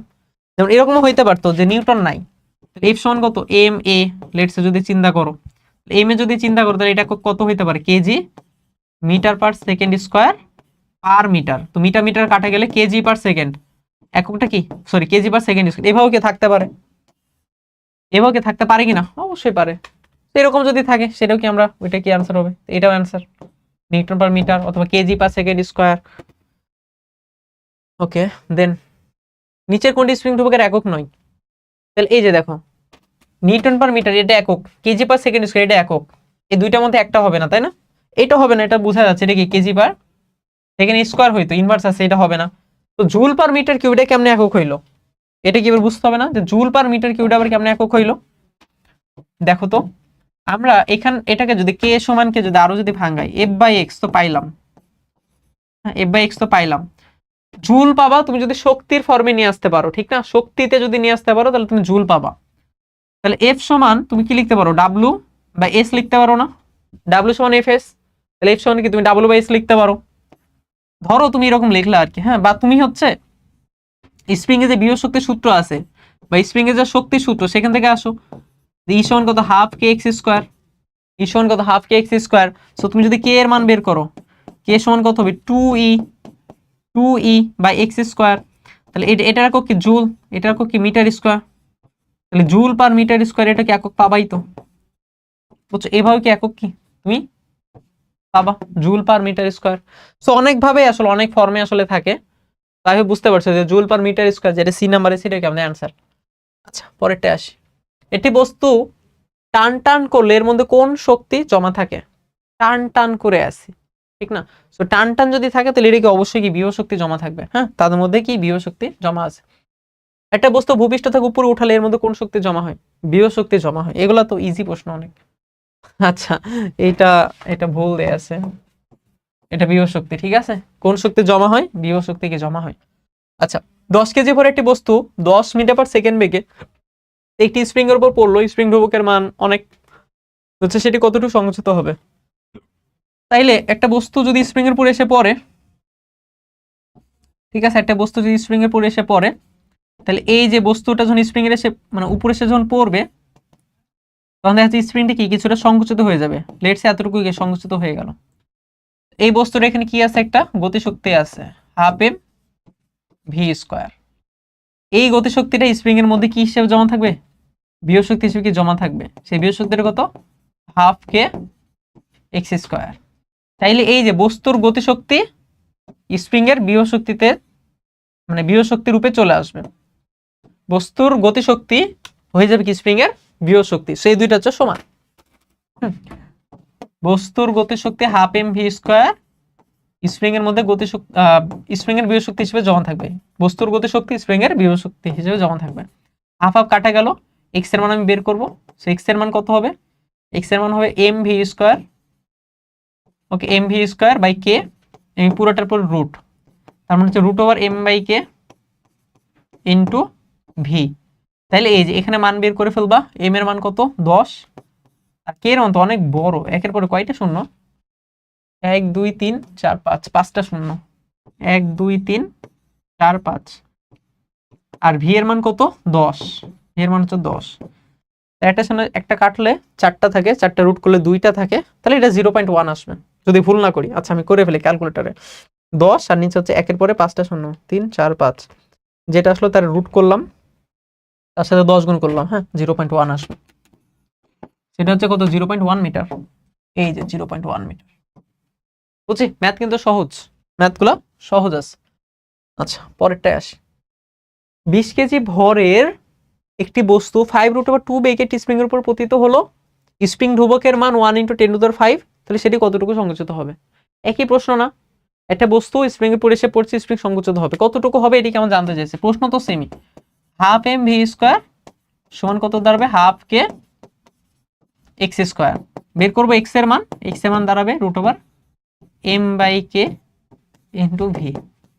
এম এর মান কত 20 কেজি, এম বাই কে, কে এর মান কত 10⁵, 1 × 10⁵ বা 10⁵ থাকা একই কথা, আর ভি এর মান কত বেগে 5√2 বেগে, 5√2 বেগে। বুঝছিস এটা হচ্ছে বেসিক্যালি সেমই, তাহলে এখানে একটা √2 পাবা, √2 মানে আগে 0.1 পাইছিলে এখন 0.2 পাবা, তুমি ক্যালকুলেটর সলভ করে নিও আর কি, দেখো এটা অ্যান্সার কত পাবা 0.2 পাবা। আচ্ছা এটা কি হইলো, ও আচ্ছা এখানে 5 আছে তাই না, ঠিক আছে, আচ্ছা 5 আছে যেহেতু, হ্যাঁ মানে 5 × 2 = 10, ঠিক আছে 0.1ই হবে, সরি আগের বার তো 10 ছিল, এখন 5√2 আছে আর এখানে হচ্ছে একটা √2 পাবো আগের বারের তুলনায়, কারণ এটাকে আমি 10√2 লিখতে পারি, 10√2 মানে 10 2 লিখতে পারি, 10 × 2 রুট আছে যেহেতু √2 বাইরে চলে আসলো, সেটা 10, আর এখানে 10/10⁵, সাইডটা কাটালে 10⁴ থাকে, রুট করে দিলে 10⁴ থাকে, সো 10/100 মানে 0.1। আচ্ছা ঠিক আছে। 5 কেজি ভর একটি বস্তুকে 50 মিটার পার সেকেন্ড বেগে উপরের দিকে ছুড়ে দিলে কোন উচ্চতায় এর বিভব শক্তি গতিশক্তির অর্ধেক হবে? তো তোমরা জানো যে এই ধরনের প্রশ্নগুলো কিন্তু আসে। আর আমার কিন্তু একটা শর্টকাটও আছে, তাই না, যে একটা বস্তুকে উপর থেকে ফেলে দিলে যে কোন উচ্চতায় কোনটার কত গুণ হবে। বাট এখানে প্রশ্নটা কিন্তু উল্টা। এখানে একটা বস্তুকে উপরের দিকে ছুঁড়ে মারছি আমি, একটা বস্তুকে ফেলে দিলে যেটা ওইটা কিন্তু শর্টকাট আছে, এবার উপর দিকে ছুঁড়ে মারার জন্য এটা কিন্তু শর্টকাট নাই, এটা কিন্তু করে করে যাইতে হবে আর কি। তো উপর দিকে যখন ছুঁড়ে মারছি কোন উচ্চতায় বিভব শক্তি হবে গতিশক্তির অর্ধেক হবে, তাইলে মনে করো এইচ উচ্চতায়, হ্যাঁ ধরে নিলাম এইচ উচ্চতায়, এইচ উচ্চতায় কি হবে বিভব শক্তি হবে, এইচ উচ্চতায় বিভব শক্তি হবে গতিশক্তির অর্ধেক, গতিশক্তির অর্ধেক। তাইলে বিভব শক্তি কত? এম জি এইচ, এম জি এইচ। আর গতিশক্তি কত? হাফ এম, হাফ এম এখানে v square. So v square সমান কি লিখতে পারি? ইউ স্কোয়ার মাইনাস 2gh লিখতে পারি। সো এখানকার এইচ কি সমান? উত্তর হচ্ছে হ্যাঁ। কারণ এখানকার এইচ মানে কি? ভূমি থেকে উচ্চতা, আর এখানকার এইচ মানে গতিক্রান্ত দূরত্ব। তাহলে ভূমি থেকে যে পরিমাণ উচ্চতায় উঠবে সেটাই গতিক্রান্ত দূরত্ব হবে। বাট আমাদের যখন একটা বস্তু উপর থেকে নিচের দিকে পড়ে সেখানকার কিন্তু দুইটা এইচ কিন্তু সেম হয় না। কারণ কি? আমাদের যখন আমি বিভব শক্তি যখন হিসাব করি তখন সবসময় আমাকে নিতে হয় কি ভূমি থেকে উচ্চতা, আর গতিশক্তির ক্ষেত্রে নিতে হয় কি অতিক্রান্ত দূরত্ব, গতিশক্তির ক্ষেত্রে নিতে হয় অতিক্রান্ত দূরত্ব। এই ক্ষেত্রে কিন্তু দুইটা সেম না, এই ক্ষেত্রে এইচ প্রাইম কি না সেম না, দুইটা সেম না। বাট এই ক্ষেত্রে দুইটাই কিন্তু সেম, এই সিচুয়েশনে দুইটাই কি সেম। কারণ আমার যেই পরিমাণ দূরত্ব অতিক্রম করবে সেটাই কি আমার ভূমি থেকে উচ্চতা, বুঝছো? এখানকার এইচ হচ্ছে কি বেসিক্যালি সেম। যা যা কাটা দিয়ে দিবা, এম কাটা চলে যাবে, হ্যাঁ। তো এম যদি কাটা যায় জাস্ট 2 এর পাশে গুণ দিয়ে দাও, তাহলে এটা হবে কত? 2gh, এটা হবে ইউ স্কোয়ার মাইনাস 2gh, ঠিক না? এম কাটা দেওয়ার পরে সো 4gh হয়ে যাবে। আমাকে আসলে বের করতে হবে এইচ এর মান। সো এইচ এর মান হবে কত? U square by 4g, U square by 4g হবে। তাহলে ইউ এর মান কত? ইউ এর মান হচ্ছে আমাদের 50 বাই হচ্ছে 4 ইন্টু 9.8। আমরা মান বের করে ফেলতে পারি, এটা হচ্ছে 50 স্কোয়ার ভাগ হচ্ছে 4 ইন্টু 9.8, তাইলে এটা হচ্ছে 63.77 বা 78, 63.78। ওকে, অ্যান্সার মিলছে তো না? বি নাম্বারটা অ্যান্সার, বি নাম্বার। আচ্ছা এখানে এটাও ভুল দেয়া আছে, ঠিক না? আচ্ছা আমরা কি কোথাও ভুল করছি নাকি? একটি বস্তুকে 50 মিটার পার সেকেন্ড উপর দিকে ছুড়ে দিলে কোন উচ্চতায় এর বিভব শক্তি হবে গতিশক্তির অর্ধেক? বিভব শক্তি হচ্ছে হাফ ইন্টু গতিশক্তি, বিভব শক্তি mgh, গতিশক্তি হচ্ছে half M V square, V square সমান কত হবে? You square minus 2gh। So এখানে আমার এম এর সাথে এম কাটা গেল, 2 এর পাশে গুণ হলো 2gh, আর এখানে হচ্ছে আমার এম কাটা চলে গেছে, তাহলে হচ্ছে you square minus 2gh। So এই 2gh এর পাশে গুণ যোগ হয়ে যাবে, এটা হবে 4gh। সো 4g ভাগ হয়ে গেল, সো অ্যান্সার ভুল। হ্যাঁ, যদি আমি ভুল না করি তাহলে এটা অ্যান্সার ভুল, এটা হবে কত? আমাদের বি নাম্বারটা।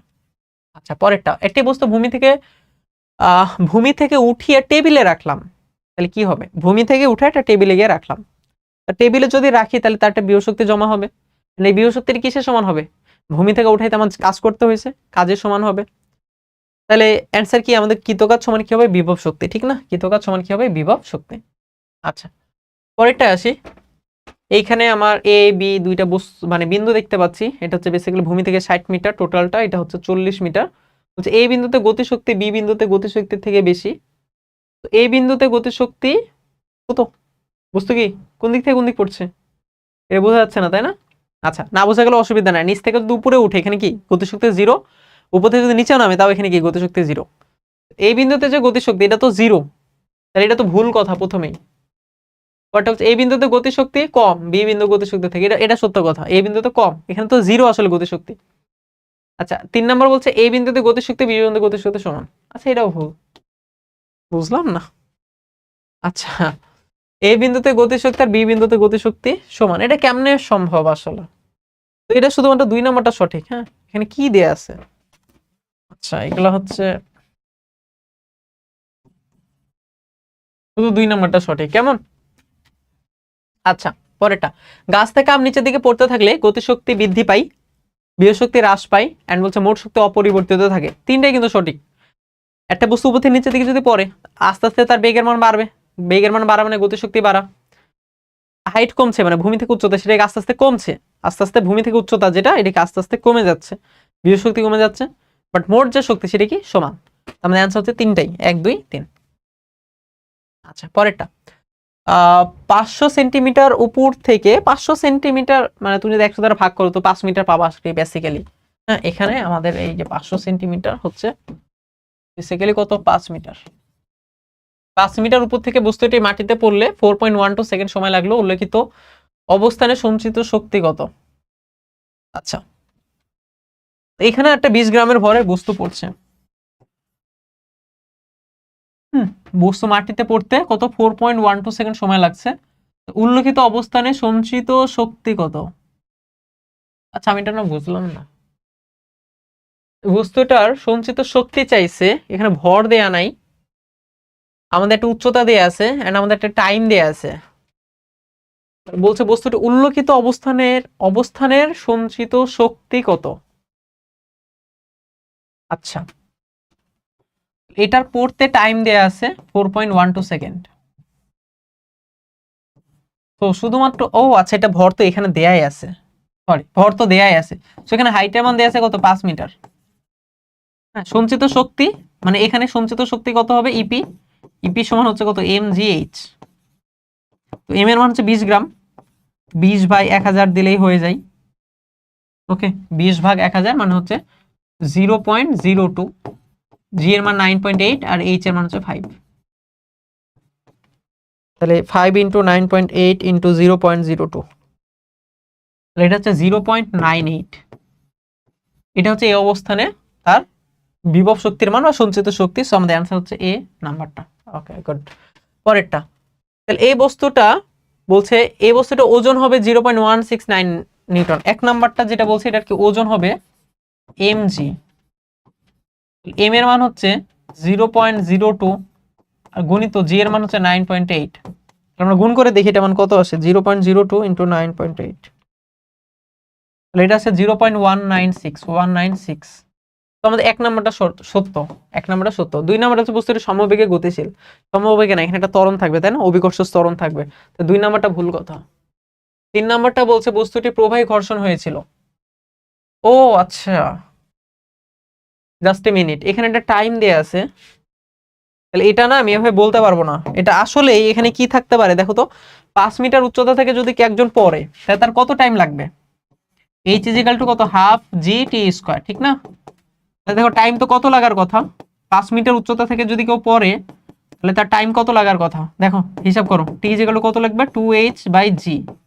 দেখ 1 সেকেন্ডেরও কম লাগবে না, হ্যাঁ 2 ইন্টু জি এর মান কত, 9.8 মানে 5 বাই 9.8, মানে এক সেকেন্ড 1 সামথিং সেকেন্ড সময় লাগার কথা, বাট ওর যে টাইম লাগছে এটা কত, 4.112 সেকেন্ড সময় লাগছে, 4.12 সেকেন্ড সময় লাগছে।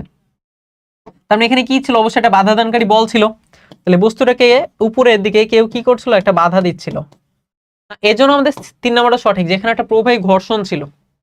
বি নাম্বারটা আমাকে বের করতে হবে, এটা কি সমবেগে পড়ছে কিনা। আচ্ছা সো চলো আমাদের হচ্ছে এবার 2 নাম্বারটা আমরা একটু ট্রাই করি মানে সলভ করার। হ্যাঁ 2 নাম্বারটা যেটা আসলে কি সমবেগে গতিশীল হবে কিনা, মানে এটা আসলে মুখে মুখে বলা যাবে না যেটা হ্যাঁ সমবেগে গতিশীল বা সমবেগে গতিশীল না, কোনটাই শিওর না আমরা, কারণ এখানে একটা ঘর্ষণ আছে এটা বুঝতে পারছি, ঘর্ষণ না থাকলে এত কম সময় মানে এত বেশি সময় তার লাগার কথা না, বুঝছি এত বেশি সময় তার লাগার কথা না।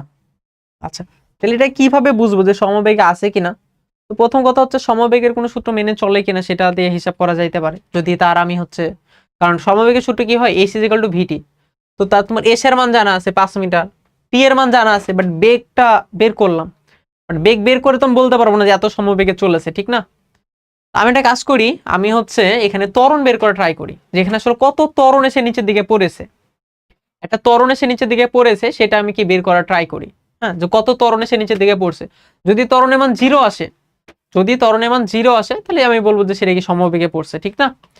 তাহলে আমরা এইচ যেটা কি লিখতে পারি, হাফ ইউটি প্লাস হাফ এ টি স্কয়ার, ইউটি প্লাস হাফ এ টি স্কয়ার। তাহলে এইচ এর মান হচ্ছে বা ইউ, এটা তো 0 হয়ে যাবে, এইচ এর মান কত বা টি এর, আমি এর মান বের করব, হ্যাঁ এর মান বের করব, এটা 0, তাহলে এ এইচ ইজ ইকুয়াল কত, হাফ এ টি স্কয়ার, আমি এ এর মান বের করব, এ এর মান হবে তাহলে 2h বাই টি স্কয়ার, এটা মান হিসাব করে ফেলি, তাহলে এটা হচ্ছে 2h, এইচ এর মান কত 9.8, সরি এইচ এর মান তো 9.8 না, এইচ এর মান 5 বা হচ্ছে 9.8, এটার মান আসে হচ্ছে 2h/t², সরি 2h এর মান কত 5 বাই t², টি এর মান হচ্ছে 4.12², এটা মানে হচ্ছে 0.59 মিটার/সেকেন্ড²। তাহলে এখানে কি একটা ত্বরণ আছে তো না? এই যে ত্বরণ কিন্তু এখানে আছে, তাহলে কি ত্বরণ কি জিরো না? ত্বরণ যেহেতু আছে তাহলে এটা কি সম বেগে কিন্তু পড়বে না, এটা ত্বরণেই পড়বে, বাট ত্বরণটা অনেক কম, আর এখানে কি একটা ঘর্ষণ ছিল। আমাদের অ্যান্সার হচ্ছে 1 আর 3। হ্যাঁ, তার 2 নাম্বারটা ভুল কথা। আচ্ছা, 2 নাম্বারটা আমাদের ভুল কথা, তাহলে অ্যান্সার হচ্ছে কত 1 আর 3। আচ্ছা, পরেরটা আসি, এন্ড আমাদের লাস্ট প্রশ্ন আজকে। এটা বলছে পি বিন্দু থেকে 10 কেজি ভরের একটি বস্তু মুক্তভাবে নিচের দিকে পড়ছে, আর বিন্দুতে বিভব শক্তি কত? তাইলে আর বিন্দু হচ্ছে এরকম একটা বিন্দু, তাই না? তাহলে এই বিন্দুটা ভূমি থেকে 10 মিটার উপরে আছে, আর এখানে আমার ভর দেয়া আছে। এই দুইটা থাকলেই তো আসলে আমার যথেষ্ট বিভব শক্তি বের করা। বিভব শক্তি ইপি সমান কত লিখতে পারি তাহলে এম জি এইচ। এম এর মান কত? এম এর মান হচ্ছে 10, জি এর মান 9.8, আর এইচ এর মান হচ্ছে কত 10, 10 10 100, 980 জুল, 980। ওকে, আর বিন্দুতে বিভব শক্তি কত? এটা কি হইল? এটা তো ভূমি থেকে 10 মিটার উচ্চতা, এটা হচ্ছে এটা থেকে এখানটা হচ্ছে 10, হ্যাঁ 10, আর এটা হচ্ছে কত? আচ্ছা, এইখানে একটা জিনিস, তার টাইপিং এ একটা ঝামেলা আছে। হ্যাঁ, এখানে এস একটা বিন্দু আর একটা বিন্দু, তাহলে সম্ভবত এই বিন্দুটা সম্ভবত এস, এই বিন্দুটা, আর আর মানে এই বিন্দুটা, বুঝছো? সো টোটালটা হচ্ছে কত 60, এই উচ্চতাটা কত 20, এই উচ্চতাটা হচ্ছে কত 20 মিটার। এখানে এটা আমার হবে 20 হবে, 10 হবে না। হ্যাঁ, যেটা বুঝতে পারছি আর কি, এটা বুঝতে পারছি। তাহলে এটা আমার হচ্ছে 20, তাইলে এটা হবে 9.8 গুণিত 200, এটা হচ্ছে 1960, তাইলে হবে আর কি। ওকে, আচ্ছা, তো আজকের ক্লাসটা এই পর্যন্তই ছিল। এখন হচ্ছে ক্ষমতা কর্মদক্ষতা, এখান থেকে হচ্ছে আমরা কিছু এমসিকিউ দেখাইলে হয়তো জিনিসটা খুবই ভালো হইতো, বাট আনফরচুনেটলি হচ্ছে আমাদের স্লাইডে এই জিনিসটা নাই, এন্ড এটা হওয়ার জন্য আমি একটু দুঃখিত। তোমরা একটু ওয়েবস্টক একটু পড়ে নিও, ঠিক আছে? এরপরে হয়তো আমি কিছু জিনিস দেখাইতে পারি, যেমন তোমাদের সব থেকে বেশি ম্যাথ কি আসে, বেশি এমসিকিউ আসে যে ক্ষমতার একক কি, ক্ষমতার একক, ঠিক না? সো ক্ষমতার একক যদি বের করতে বলে W/T, তো ডাব্লুর একক কি জুল, তো জুল পার সেকেন্ড, এটা কি একটা ক্ষমতার একক, জুল পার সেকেন্ড, এটা একটা হইতে পারে। এরপরে আসতে পারে ডাব্লু সমান কি লিখতে পারো তুমি এফএস, হ্যাঁ Fs/T, আবার এফ সমান কি লিখতে পারো MAS/T। তাহলে এখান থেকে একক কি আসবে বলো? কেজি, এর একক কত মিটার/সেকেন্ড², এস এর একক কত মিটার, নিচে হচ্ছে কি টাইম। তাহলে এখান থেকে তোমার আসতে পারে কি একক আসতে পারে কেজি মিটার² সেকেন্ড−2। সো এটা একটা একক আসতে পারে, এটা একটা একক আসতে পারে, ঠিক না? আবার আসতে পারে আমাদের ক্ষমতার মাত্রা কি, ক্ষমতার মাত্রা কি, তাহলে W/T, ডাব্লু সমান হচ্ছে Fs/T, এফ সমান হচ্ছে MA, তাহলে MAS/T। তাহলে এম এর মাত্রার জন্য ক্যাপিটাল এম, এর জন্য হচ্ছে কত LT−2, এস এর জন্য কত এল, নিচে হচ্ছে কত টি, তাহলে এটা হবে ML² T−3, ঠিক না? T−3, এটা হচ্ছে কি আমাদের মাত্রা। আচ্ছা, আর কর্মদক্ষতা যদি আসে, কর্মদক্ষতা হচ্ছে P output by P input. So এটা কি সমজাতীয় রাশির একক এবং মানে অনুপাত, তাই না? তাই এটা কি একক ও মাত্রা, একক ও মাত্রা নেই, ঠিক আছে? এটার কি একক এবং মাত্রা নেই, বুঝছেন? সো এখান থেকে কিন্তু একক মাত্রা থেকে কিন্তু প্রশ্ন আসে, হ্যাঁ, আমাদের ক্ষমতা কর্মদক্ষতা থেকে। এরপরে আমাদের বিভিন্ন বস্তু ক্ষমতা বের করতে বলতে পারে, হ্যাঁ, বিভিন্ন বস্তু ক্ষমতা বের করতে বলতে পারে। যেমন আমাদের বলবে যে একটা বস্তুকে তুমি ধরো 100 মিটার উচ্চতায় নিয়ে গেছো, 100 মিটার উচ্চতায় নিয়ে গেছো কয় সেকেন্ডে? 10 সেকেন্ডে। 100 মিটার উচ্চতায় নিয়ে গেছো 10 সেকেন্ডে, এই বস্তুর ভর হচ্ছে আমাদের 2 কেজি, ভর হচ্ছে 2 কেজি, ভর 2 কেজি। তাইলে আমাদের ক্ষমতা কত, ক্ষমতা কত? আরেকটা প্রশ্ন আসতে পারে যে যদি এটার মানে ইনপুট ক্ষমতা বা হচ্ছে মানে এখানে যে মেশিনটা ছিল, হ্যাঁ, এখানে যে মেশিনটা ছিল, একটা মেশিনের সাহায্যে তুমি নিয়ে গেছো, হ্যাঁ? তাহলে মেশিনের ক্ষমতা দেয়া থাকবে, মেশিনের ক্ষমতা কিছু একটা দেয়া থাকবে, এরপর বলবে তাহলে কর্মদক্ষতা কত। এই দুইটা প্রশ্ন কি আসতে পারে, ঠিক আছে। আচ্ছা, তাইলে আমাদের যদি আসে যে ক্ষমতা কত, আমরা কি লিখবো, ডাব্লিউ সমান হচ্ছে ডাব্লিউ মানে পি সমান কত, ডাব্লিউ বাই টি। ডাব্লিউ সমান হচ্ছে কত, এম জি এইচ বাই টি। যখন একটা বস্তুকে নিচ থেকে উপরে উঠানো হবে ডাব্লিউ সমান কত হবে, M G H by T. M এর মান 2, জি এর মান 9.8, এইচ এর মান কত 100 মিটার, আর টাইম কত নিছি 10 সেকেন্ড। টাইম নিছি হচ্ছে 10 সেকেন্ড। এটার সাথে এটা কাটলে তোমার 10 থাকে, 10 হচ্ছে 2 গুণিত 9.8 গুণিত 10, এটা কত হবে 196 জুল। 196 জুল। তোমার এখানে বলে দিতেই পারে, সরি ওয়াট, 196 ওয়াট। ক্ষমতার একক কি, ওয়াট। হ্যাঁ, এই যে এখানে যে ক্ষমতা পাইছি, এই যে ক্ষমতার একক কি আমাদের ওয়াট, ঠিক না, W double T, W double T watt. আচ্ছা, এখন তোমার ধরো এখানে প্রশ্নটা বলে দিয়েছিল যে মেশিনের ক্ষমতা হতে ধরো 300, মেশিনের ক্ষমতা কত ওয়াট, 300 ওয়াট, তাহলে কর্মদক্ষতা কত। এই যে মেশিনটা ছিল তার ক্ষমতা যদি 300 ওয়াট হয় তাহলে তার কর্মদক্ষতা কত। 2 নম্বরে কর্মদক্ষতা সমান হচ্ছে কত, পি বাই পি প্রাইম আমরা লিখতে পারি। সো পি মানে যেটা, মানে যেটা আমি পাইছি আর কি, হ্যাঁ, মানে আমি কাজ করে যেটা পাইছি সেটা হচ্ছে পি, আর পি প্রাইম মানে হচ্ছে মোট ক্ষমতা। হ্যাঁ, পি প্রাইম মানে হচ্ছে মোট ক্ষমতা, আর সূত্র বসে যেটা পাবো সেটা হচ্ছে পি। তো এটা হচ্ছে কত, 300। কর্মদক্ষতা যখন বের করে দিবা 100% দ্বারা কি করে দিবা, গুণ করে দিবা। তাহলে এটা হচ্ছে 196 বাই 300, তার সাথে কত 100 দ্বারা গুণ, এটা হবে 65.33%, 65.33%, তাহলে কি আমাদের আনসার চলে আসবে। তো এই ধরনের কিছু এমসিকিউ কিন্তু আসে আমাদের মানে ক্ষমতা এবং কর্মদক্ষতা থেকে, বাট স্লাইড আসলে অ্যাড করা হয় নাই।